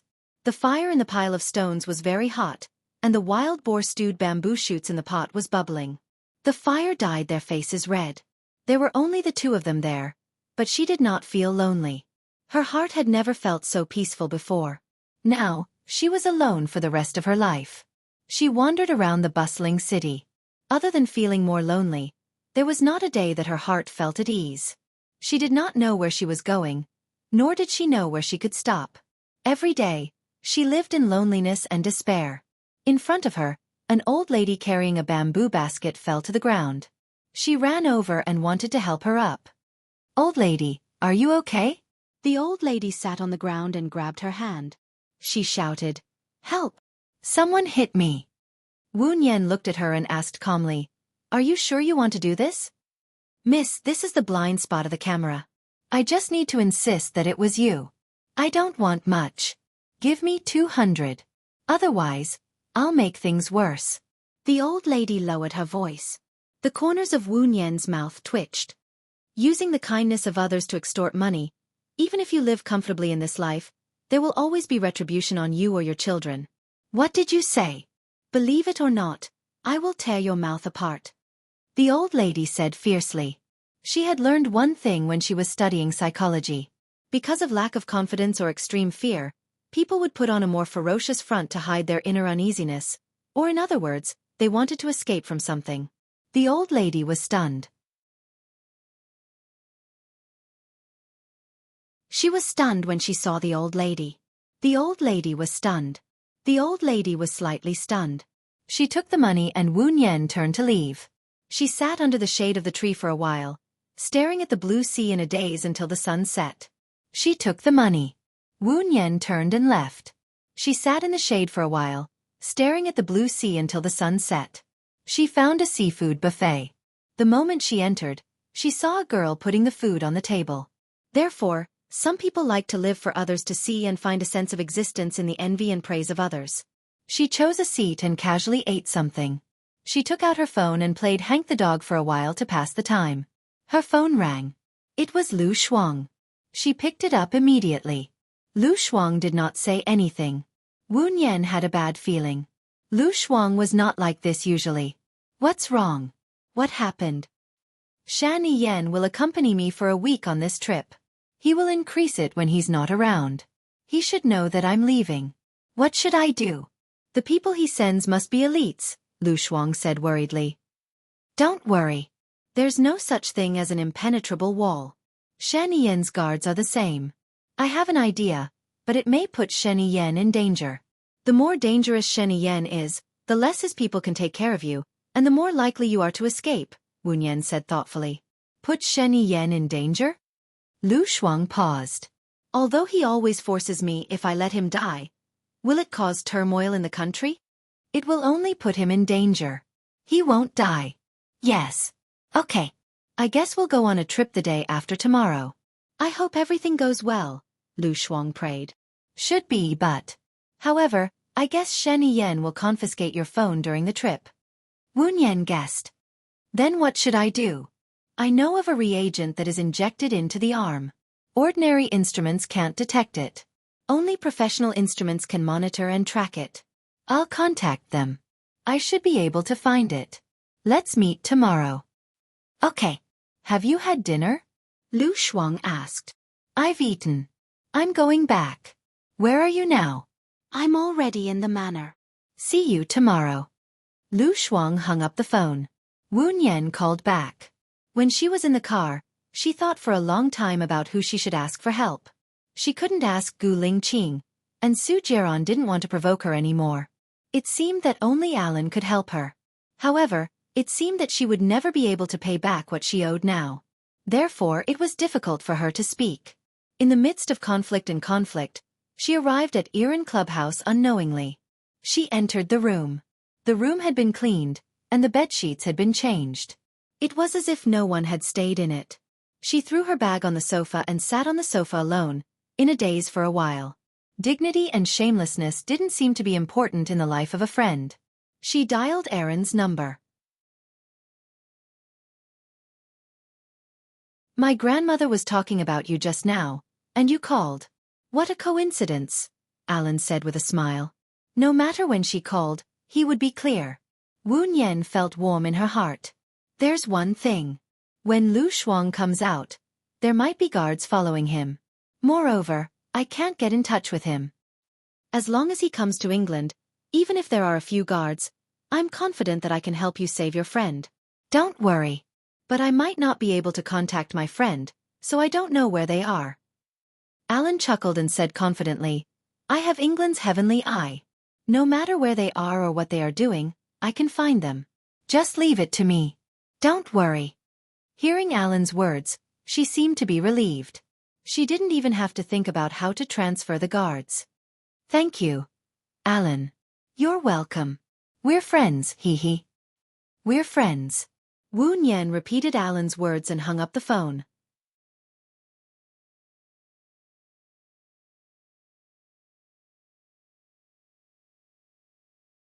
Chapter 403.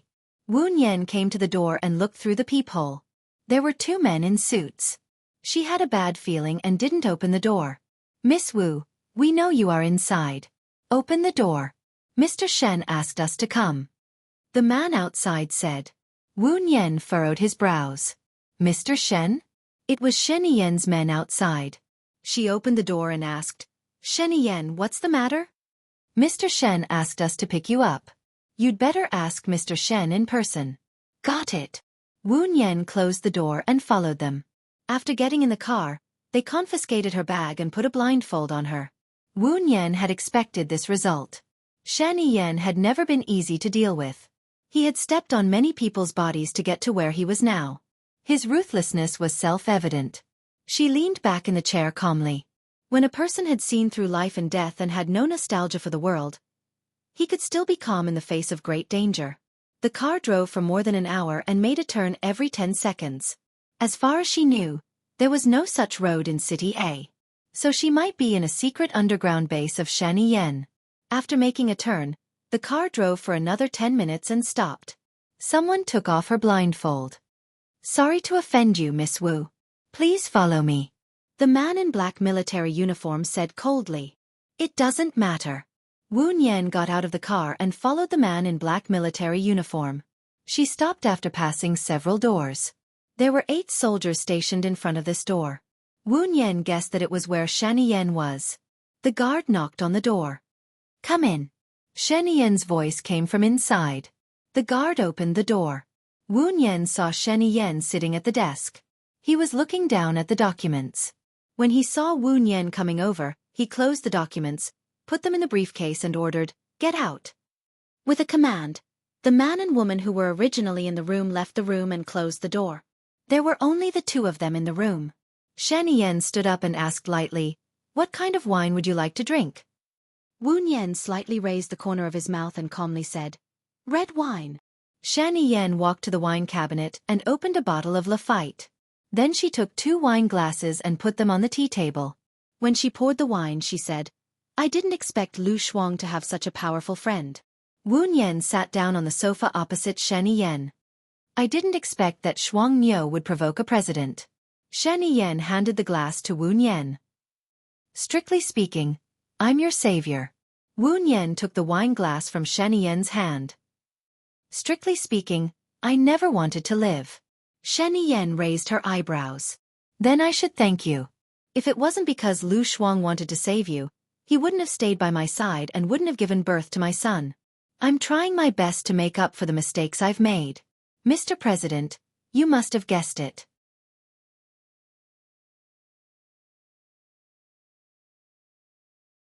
Wu Nian raised his head and drank the wine in one gulp.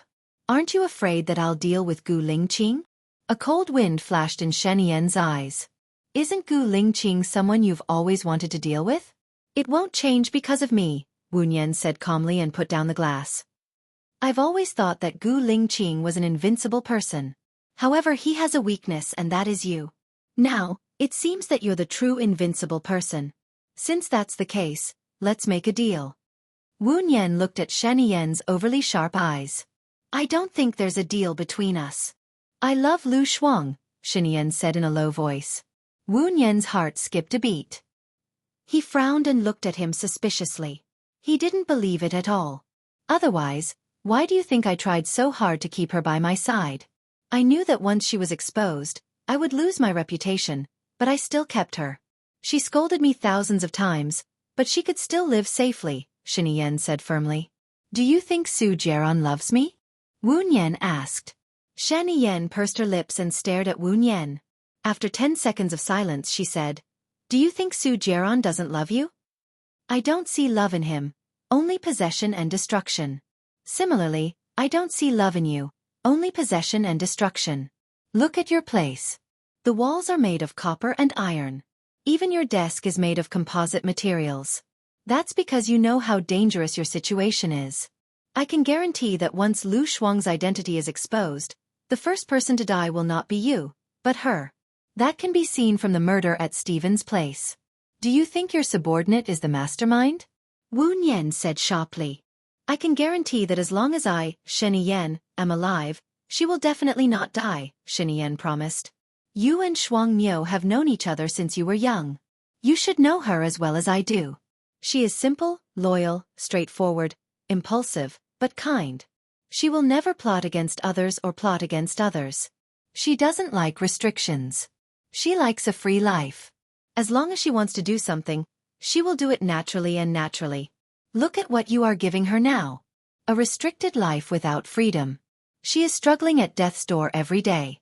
She can't move freely, and she has to be separated from her children. She is like a canary in a cage. Most importantly, she has to bear the crime of being a mistress. If you were an ordinary person, it would be fine. But you are the president. You will be recorded in the history books. She will be written as a femme fatale and become notorious. So, she would rather lose everything to fly freely. Shen Yan gritted his teeth. His eyes were sharp. He said with certainty, Then I will break her wings. At least, as long as the master doesn't fall, the canary's life will not be in danger. Shuang Niu will hate you for the rest of her life. Shen Yan threw the wine glass in his hand to the ground.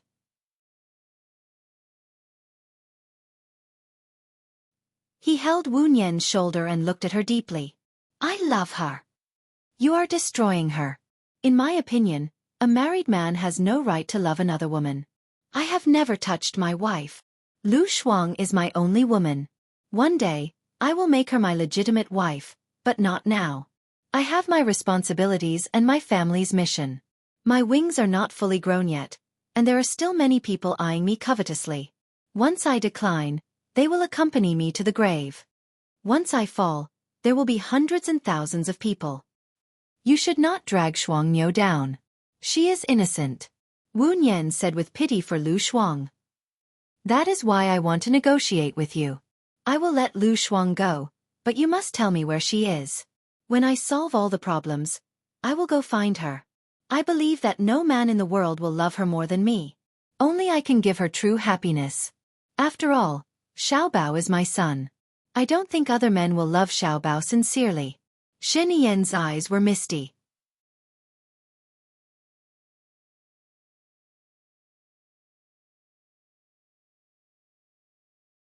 Chapter 404. She had seen many breakups and reunions in the world. Some people were very loving in marriage, but after 10 or 20 years, they got divorced, and after the divorce, they would never contact each other again. Marriage was as thin as paper, and most of the time, the best bridge to maintain a marriage was children. Children were the things that truly existed, and they were much more useful than a marriage certificate. Regardless of how much he loved Shuang Miao, there was Xiaobao between them. He had seen too many joys and sorrows, and the weakness between family, friends and lovers. Shan Yan was willing to risk his reputation to keep Shuang Miao by his side. Although he was autocratic, Shuang Miao could be willful in front of him.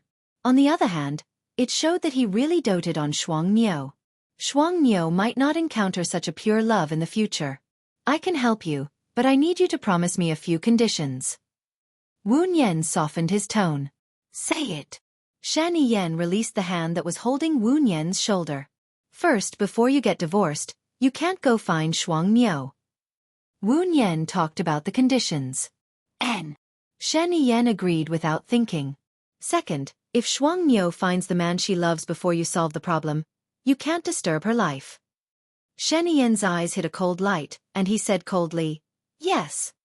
Third, if you are still the president when you marry her, Shuang Miao's personality is not very good at hiding, and she may be schemed against by others. You have to firmly believe in her, tolerate her, and help her. That's for sure. I won't let her suffer, even if I destroy everything. Other than me, no one can bully her. You can't either. Shen Yan. He paused. Fine, I won't bully her. Let her bully me. I need you to swear that if you can't do the above, I will make your parents live a life worse than death, and your reputation will be ruined. Wu Nian looked at Shen Yan's eyes. Vicious enough. Shen Yan replied. Are you going to swear or not? Shen Yan raised her hand. If I don't love Lu Shuang, I'll lose my reputation. If I don't do the above, I'll let my parents live a life worse than death. Is that okay? Wu Nian nodded. I'll tell Alan about Shuang Miao's last resting place. A glint flashed across Shen Yan's eyes. She raised the corner of her mouth slightly and said, Then I'll have to trouble you. I'll get someone to send you back now. Besides, you know what to say and what not to say, right? What do you think? I don't know how Shuang Miao is so lucky to have a friend like you, Shen Yan said meaningfully. Shuang Miao is a blessed person. Please send me back. After Lu Shuang settles down, I will tell you her address. Don't forget what you promised. Shen Yan closed her eyes, opened the door and ordered the guard outside. Send Miss Wu back. Yes. The guard led the way outside the door. Looking at Wu Nian's back disappearing in front of her, Shen Yan ordered the adjutant beside her. I know where Lu Shuang is. Keep an eye on her 24 hours a day. I want her to never escape. Wu Nian was sent back. She looked at the time. It was already 3 o'clock in the morning. It should be 8 o'clock in the evening in London now. She dialed Alan's number. You haven't slept yet? Alan said softly. Alan, there's a change in the situation this time. Shan Yan talked to me just now. He will deliberately let you leave Lu Shuang. Ha! Deliberately? What do you mean? Alan was confused. You deliberately save Lu Shuang and settle her in England for 10 days. Don't let anyone take her away.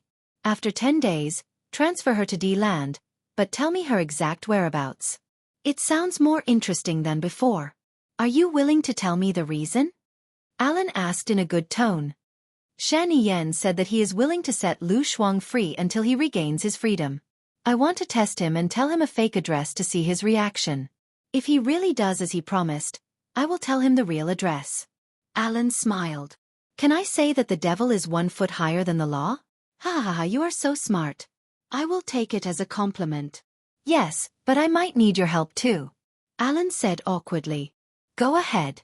As long as she could do it, she would do it without hesitation.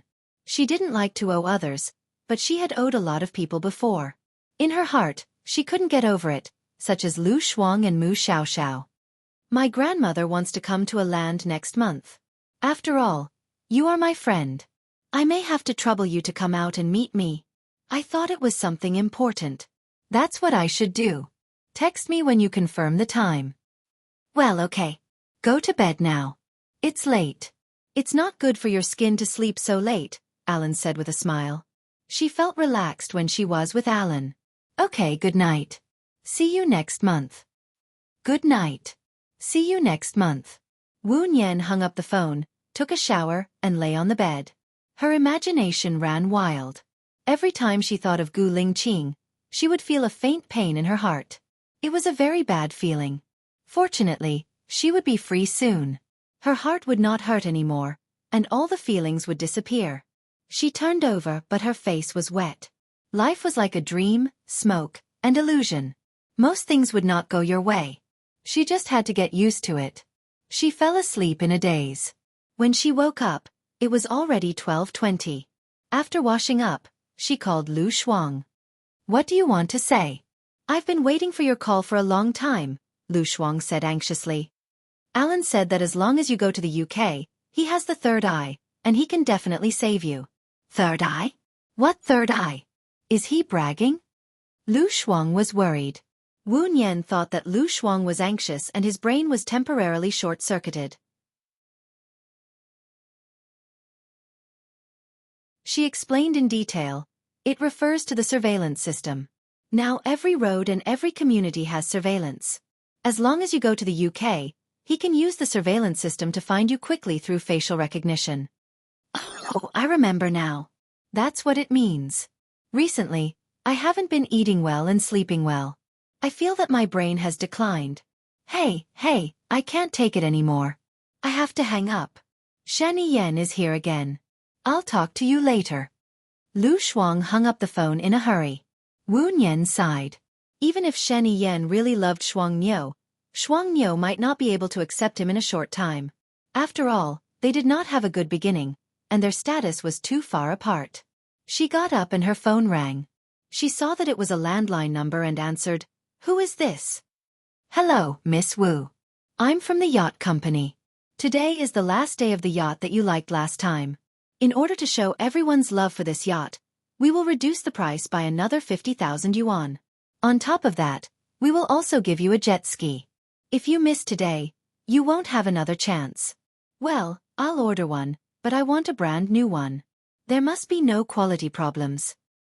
Don't worry, Miss Wu. Our company has been established for 30 years and has always had a good reputation. When will you pay the deposit? In the afternoon. Zhang Xingyu received the call and replied to Gu Lingqing. Miss Wu really bought the yacht in her own name. Do you still want to buy it?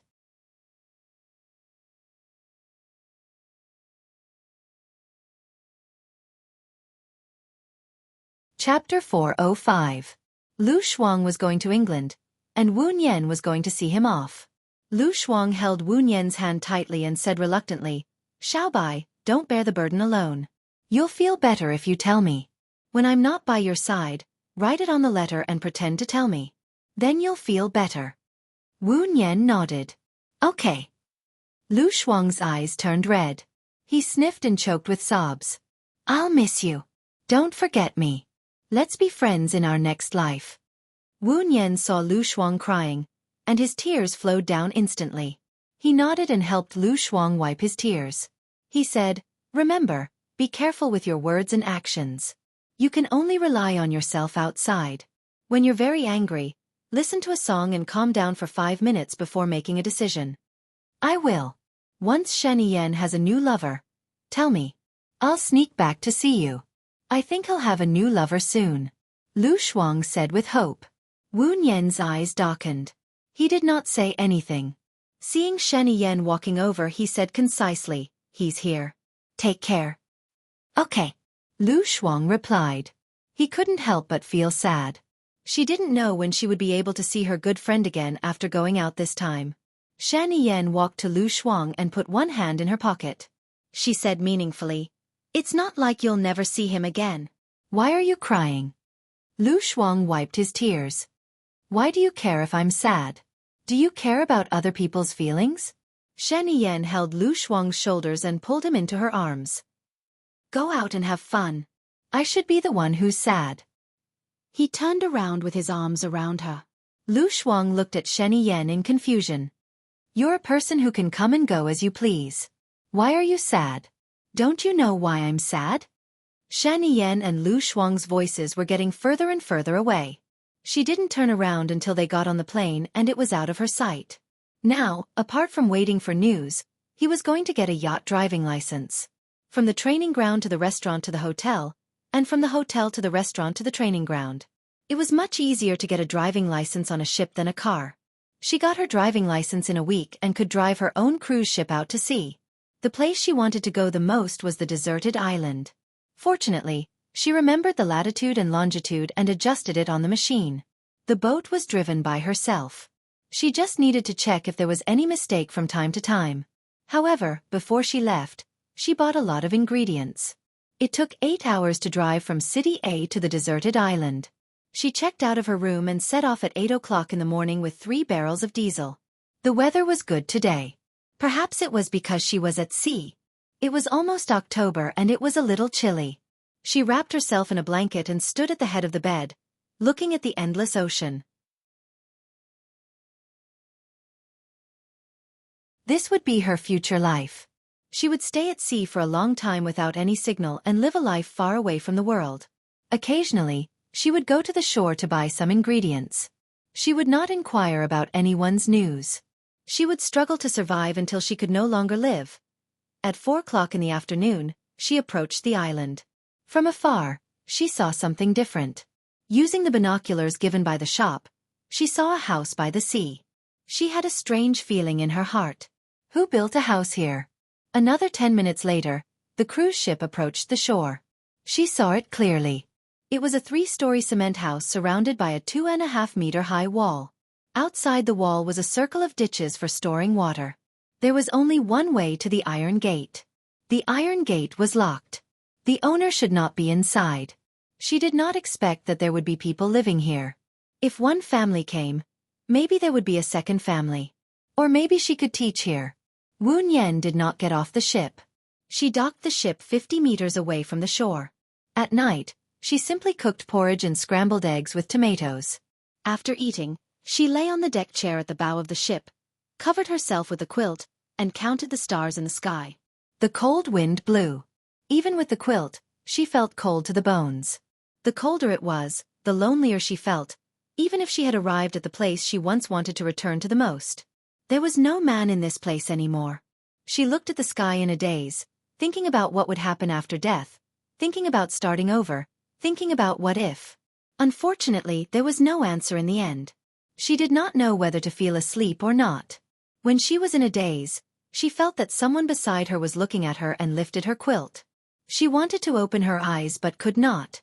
She wanted to speak but could not. She wanted to sit up but could not move her body. After struggling for a while, she did not wake up, so she simply gave up. Life or death, it did not matter. Thinking of this, she felt her body was light as if it was about to float out of her body. She floated into the air and suddenly sank into unconsciousness. In the morning, she was woken up by the birds. Her head was dizzy and her nose was a little blocked, as if she had caught a cold. She sniffed her nose and got up to brush her teeth and wash up. She saw 2 wolves walking on the beach. Gradually there were 3, 4, 6, 12. One of the wolves saw her and howled. The other wolves looked at her. If she and Gu Lingqing had encountered this group, it would have been a fierce battle.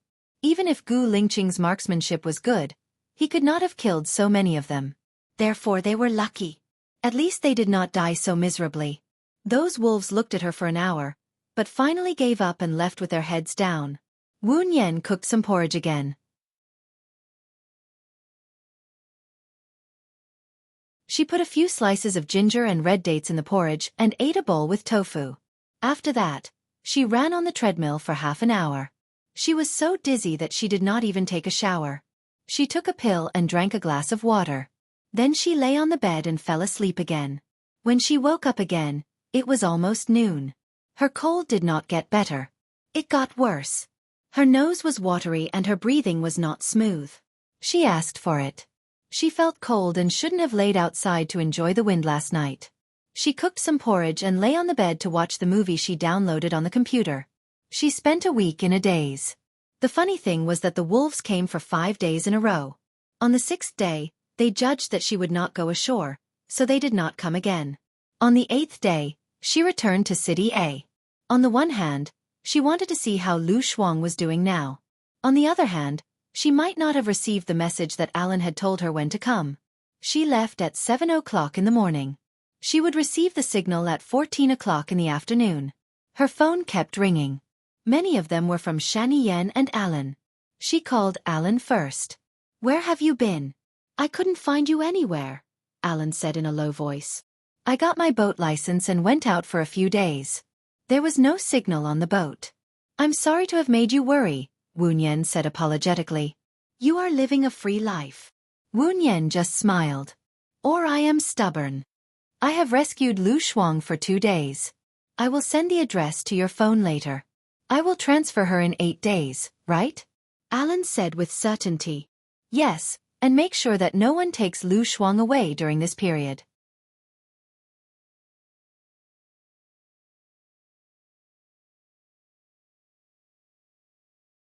Chapter 406. What's the matter? Wunyan had a bad feeling. "Let's talk when we meet." Alan hesitated. Wunyan heard his heavy tone and was a little anxious. "Since you've asked, you know that if you don't tell me, I won't be able to sleep every night. Tell me." "I don't know. My grandmother has investigated you. She found out that you went to a sanatorium and met a deceased person. The deceased person looked exactly like my grandmother's friend. You were very sad in front of the grave. She wanted to know your relationship with the deceased person." Alan said in a low voice. "Mother, she is my mother by Bing. She grew up in an orphanage and tasted the bitterness of the world. She suffered from an incurable mental illness." Wunyan didn't hide anything. "Then you? Maybe you're the descendant of my grandmother's friend?" Alan's tone was very regretful. "I don't know. My mother is already dead. I had a bone marrow transplant, and my DNA has changed.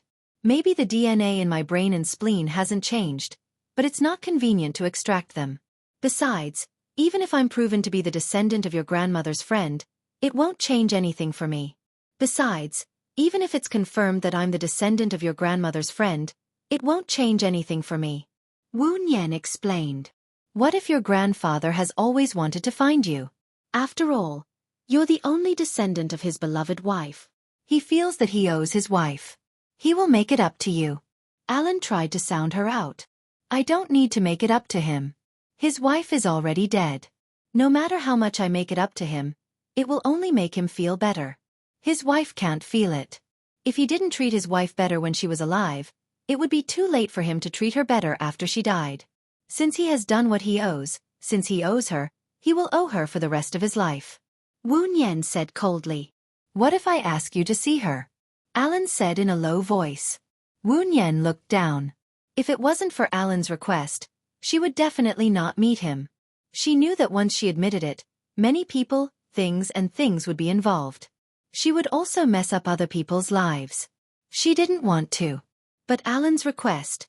She twitched the corner of her mouth. She couldn't reject him because of his help. "Okay. On October 15th, your grandfather and my grandmother will come to a land together. See you then," Alan said with a clear voice. "Okay, I'm hanging up. Send me Lu Shuang's address," Wunyan said and hung up the phone. He lay on the recliner and looked at the blue sky. The white cloud sometimes turned into the shape of a white horse, and sometimes into the shape of a mermaid. It was ever-changing and never fixed. Alan sent him a message. She sat up and called Shani Yan.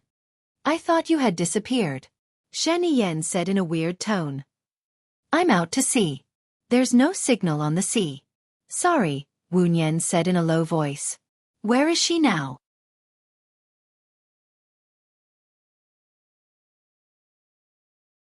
Shani Yan asked angrily.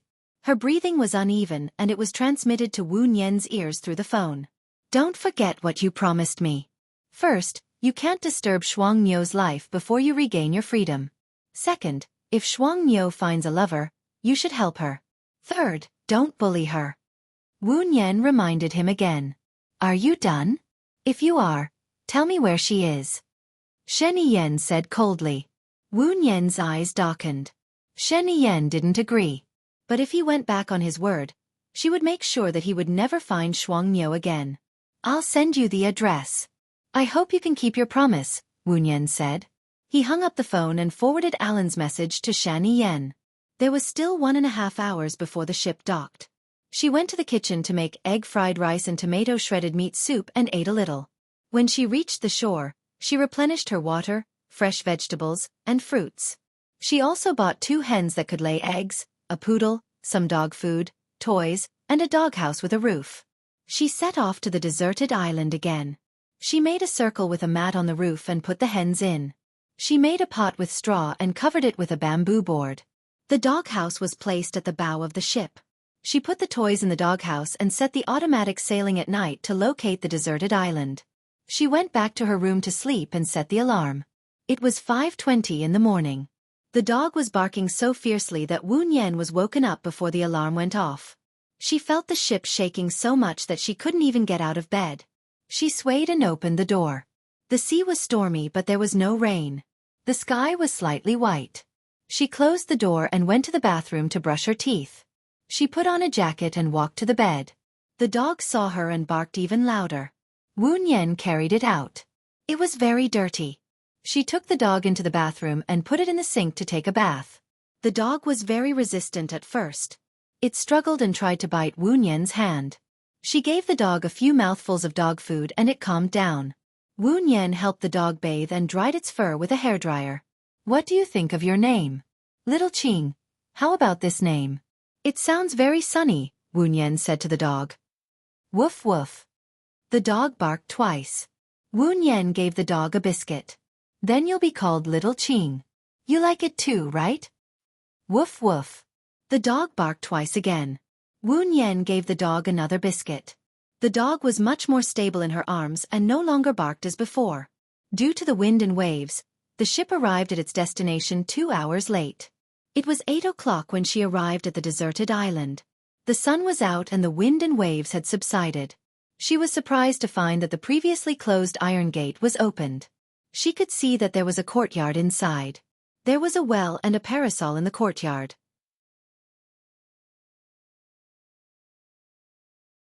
Under the parasol was a table, a recliner, and a blanket on the recliner. There were 3 rooms in the 3-story building. There were several rooms upstairs, and several more rooms upstairs. She was surprised and looked around. There were no beasts coming in or out. She remotely controlled the ladder and got off the ship with the dog in her arms. She slowly walked to the front of the house, knocked on the door and asked, "Is anyone here?" Woof woof, woof woof. The dog barked. No one answered her. Wu Nian was nervous and scared. She walked further inside and shouted, "Is anyone here?" Click. The door was opened. Gu Lingqing looked at her deeply. There was no surprise in his eyes. Perhaps he had recognized her when he heard her voice. Wu Nian's heart was beating fast. He said not to see her again. She had thought that this house was built by him, but she didn't think that he would come here after falling out with her. "I'm sorry." Wu Nian apologized and turned around. "Little Yen is sick," Gu Lingqing said in a low voice.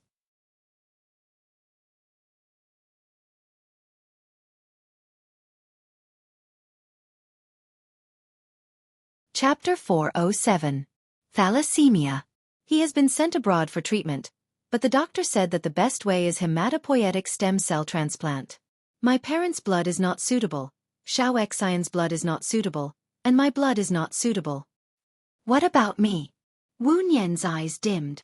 My bone marrow has been changed. Yours is not suitable either. Gu Lingqing looked at her and said. Wu Nian's mind felt empty. The sea breeze blew on her face, making her feel sad. In her life, she had less happiness than pain, and more setbacks than prosperity. Nothing good had happened to her. Could it be that she had done too much evil in her previous life, and the retribution was on her child? A strange look flashed across Gu Lingqing's face. If we want to save him, we'd better have another child. Wu Nian raised her head and looked at Gu Lingqing calmly. Her eyes were too calm, without a trace of emotion. Gu Lingqing gritted her teeth and sneered. She said sarcastically, "Of course if you don't want to save him, I won't force you. Maybe you can find a match in a few years, and then you can leave. It's hard for me to get pregnant. You don't have to explain. It's your freedom to save him or not. Anyway, The child has nothing to do with you. You have never wanted him, Gu Lingqing said harshly. She turned around and closed the door. There was a loud bang. Wu Nian stood outside the door. There was a pain in her heart that slowly flowed into her limbs and bones. It was so painful that she was so numb that she was fixed on the spot and couldn't move. She had been looking for her child all the time. As long as there was a little news, she would try. As soon as she woke up, the first thing she did was to make sure that Gu Lingqing was safe. When she knew that her child was still alive, she was so excited that she cried. She had been in a coma for a long time. It was very painful to take medicine. She knew that she didn't want to see Gu Lingqing. Because from the moment she jumped into the sea, she decided not to drag Gu Lingqing down. She wanted to see her child and take care of her child. Now, in Gu Lingqing's eyes, she was such a cold-blooded mother. How could she leave her child to die? But she went to the door and knocked. After waiting for a few seconds, there was no movement from the other side of the door. The dog barked and the door opened. Gu Lingqing looked at her condescendingly. I don't know if the next child can save Xiao Yan, so it's best not to give up on finding a suitable match, Wu Nian said. Gu Lingqing understood what she meant. With a cold face, he said in a low voice, "Come in." Wu Nian carried the dog into the house. There was a bed, a sofa, a television, a computer, a water dispenser, and a treadmill in the house. How did you get here? I don't see any boats outside, Wu Nian asked in confusion. Plane, Gu Lingqing said concisely and sat down on the sofa. He glanced at the opposite sofa and gestured for her to sit.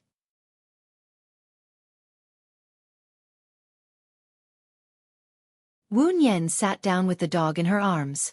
When will you be free? Let's go to the hospital for a checkup and confirm the day of ovulation, Gu Lingqing said in a low voice. I'm free at any time. Gu Lingqing looked at her quietly. For me, having a child with you is just to save my son's life. There is no emotional involvement between us. When the child is born, the child will be mine, and it has nothing to do with you. Do you agree? Wu Nian nodded. I also believe that the child will be better with you than with me. There was a sharp light in Gu Lingqing's eyes, with hatred and disgust. How much do you need as compensation? Although she knew that he deliberately made her feel bad, which was why he attacked her self-esteem and personality, she really felt bad. I have money. Thank you for your generosity, Mr. Gu, but I don't need it. I don't know what people like you need. Family, friendship, love? You can watch Xing Batian die, you can send Lu Shuang away with your own hands, and you can even cut off your former love. You don't need anything. Are you a monster? Even a monster can't be so cold-blooded, right? Gu Lingqing said sarcastically. Wu Nian raised her chin, looked at him with fear, and tried to hold back her tears. She was not afraid of rumors, slander, harm to others, and life and death. Gu Lingqing's words, on the other hand, could directly strike her soul. She might really be a monster. From the moment she was born, she was a lonely star. The people around her, the people who loved her, and the people she loved, none of them had a good ending. Mr. Gu is not me.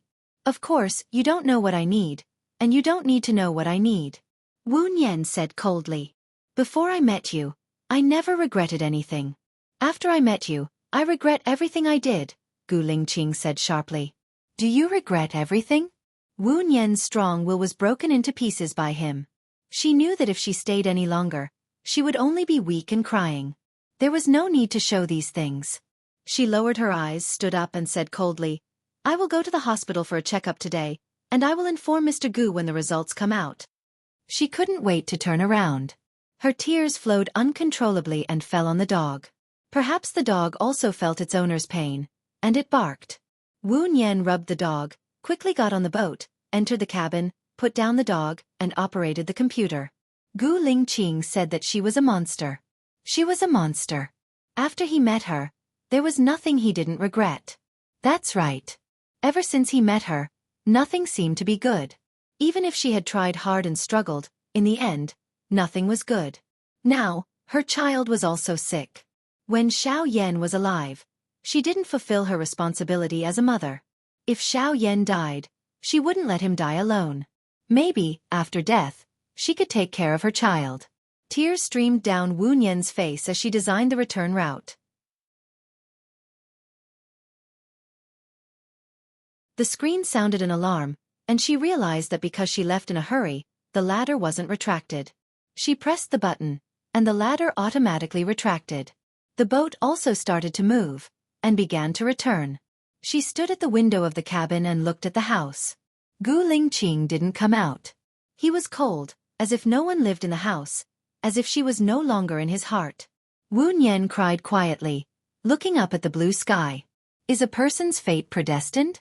Destined to be poor or rich, healthy or sick, happy or sad? If it was destined, why did she have such a fate? She had never taken the initiative to hurt others. Wu Nian felt terrible. She squatted on the ground, her body curled up, and her tears fell on the floor. Woof, woof, woof. The dog barked at her.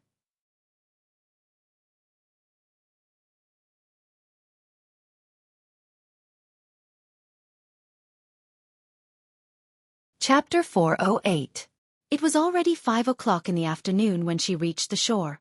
It was too late for her to go to the hospital for a checkup as she was still feeling a little dizzy from the flu. She didn't dare to take her medicine and drank a lot of hot water in preparation for having a child. She lay on the bed for the whole night, feeling dizzy and sweaty. The next day, she woke up at 4 o'clock and couldn't sleep. She cooked porridge and played with Hank the dog on the bed. Unknowingly, she played for an hour and the porridge was already kept warm. She got up and cooked scrambled eggs with tomatoes. The dog woke up too. She fed it some dog food and squatted in front of the kennel. Xiaoqing, I'm going out today. Be good at home. Woof, woof. The dog barked. The corners of Wu Nian's lips curled up slightly. She fed him some more dog food and went back for breakfast. After eating, it was only 6 o'clock. She changed into her sportswear. Perhaps it was because she had not recovered from her cold, but her body felt weak. Usually, she would run for an hour or two, but she only ran for 40 minutes before getting off the treadmill. She took a hot shower, changed her clothes, and before leaving, she gave the dog water and set off. At 10 o'clock in the morning, she had already completed the checkup and received the report. Her period wasn't normal and the doctor advised her to take care of her body. Her ovulation period was from October 5th to October 10th. She walked out of the hospital and looked through her phone. She didn't see Gu Lingqing's number. She remembered that she had already blacklisted and deleted his number. Shan Yen should have Gu Lingqing's number and so should Stevens. She didn't want to ask them for it. Gu Lingqing would probably contact her later. She put her phone in her bag and went back to bed. She slept again when she woke up in the middle and wanted to sleep again. She was woken up by the ringing of her phone. She had a terrible headache. She looked at the caller ID and answered, "Hello." "Hello, is this Miss Wu Nian?" the other party asked. Wu Nian found the voice familiar. "What's the matter? I'm President Gu's assistant, Zhang Xingyu. We've met before. Do you remember me?" Zhang Xingyu said politely. "Okay." Wu Nian sat up. "Did you forget to contact President Gu? President Gu is very angry right now. Hurry up and contact him. Otherwise, we will be in trouble," Zhang Xingyu pleaded. "I don't have his number," Wu Nian said apologetically. "I'll send it to you now," Zhang Xingyu said and hung up before Wu Nian could reject. Gu Lingqing narrowed his eyes and asked Zhang Xingyu, "What did she say?" "She said she doesn't have your number, but I'll send it to her now," Zhang Xingyu explained. Gu Lingqing's pupils shrank sharply, cold stars flashing in his eyes. No wonder he couldn't get through to her. Not only had she blocked him, but she had also deleted him. There was a fire in his body, rising to the top. When Wu Nian called, his eyes were sinister. He asked, "Where are you?" And not, "What should I say after the checkup?" Wu Nian paused. "According to the report, my ovulation period is from October 5th to October 10th. Shouldn't it be before the 7th and after the 8th? Gu Lingqing's voice was even colder. "My period is not accurate. It's best to go for a checkup every month. Currently, it's from October 5th to October 10th, Wu Nian explained. "Got it. Tell me the date and I'll get someone to pick you up." Wu Nian, "What you're doing now is useless, right?" Gu Lingqing looked ahead sharply. "Weren't you an obstetrician? Did you return all the knowledge you learned to the hospital and your teacher?" The sperm can stay in your body for a week. She was in a daze and couldn't react in time. I'm on the cruise at the pier. Remember to take a shower after dinner. I don't want to waste time, Gu Lingqing said coldly. As soon as she finished speaking, Gu Lingqing hung up the phone. Wu Nian got out of bed and fried some shredded meat with water chestnuts. She heated up the porridge she made in the morning and ate it. After that, she drank a big bowl of water chestnut soup, took a shower, and fed the dog. The dog was very happy to see her. It wagged its tail and even spun around. She now knew why so many people liked dogs. Other than companionship, she could clearly feel that the dog liked her. She squatted in front of the dog's kennel and fed it a few biscuits. The dog ate 2 biscuits and suddenly barked at the pier. Wu Nian stood up and looked at the pier. Zhang Xingyu was walking towards her car. When he saw her, he had a flattering smile. Wu Nian patted the dog's head. I'm going out for a while. You stay at home and look after the house. The dog barked. Wu Nian added water for the dog, locked the door, and walked towards the pier. Miss Wu, do you need to bring some clothes? Zhang Xingyu reminded her. Wu Nian blushed. No need. I'm coming back today. Oh, that's not what I meant. Wu Nian. What did he mean? She got into Zhang Xingyu's car and closed her eyes to rest. After driving for an hour and a half, the car stopped in front of a villa. Zhang Xingyu opened the door of the car and said respectfully, Miss Wu, we're here. Wu Nian got out of the car and followed Zhang Xingyu in. She did not see Gu Lingqing. President Gu should be working in the study. Go up to the 2nd floor, the 2nd room on the left, Zhang Xingyu said as he stood by the stairs. She remembered that he used to live in a small house with Xiao Yan and Xiao Xian. When did he get this villa? Also, it did not look like it was newly renovated. Could it be that he bought an old house? What did it have to do with her whether Gu Lingqing bought a new house or an old house? She really knew how to worry. Wu Nian went upstairs and stood at the door of the study. She knocked on the door. Come in. Gu Lingqing's voice came from the room. She pushed the door open and entered. He glanced at her, then looked back at the computer screen and said in a low voice, Sit for a while. Wu Nian nodded respectfully and sat down on the sofa. She hung her head and waited for a while. Gu Lingqing did not call for her. Unknowingly, her eyes were on his face. He was focused on the computer. When he was working, he looked colder than usual. His eyes were sharp and he exuded a strong aura. He was like an arrogant king. Whether it was a soldier or a businessman, Gu Lingqing was able to excel in both fields. She felt proud of him, and the corners of her mouth turned up slightly. Gu Lingqing looked at her. Wu Nian was caught red-handed. She lowered her head guiltily. Gu Lingqing's expression softened a little. He closed the computer. Have you taken a shower? Yes. Wu Nian answered. Follow me. Gu Lingqing got up and walked out of the door. She followed him into the room next door. Take a seat first. I'll take a shower. Gu Lingqing said. Okay. Wu Nian answered. You're tuning in to the Xiaofan's Wuxia Tales YouTube channel. Don't forget to subscribe and join us on this journey to catch the most captivating stories.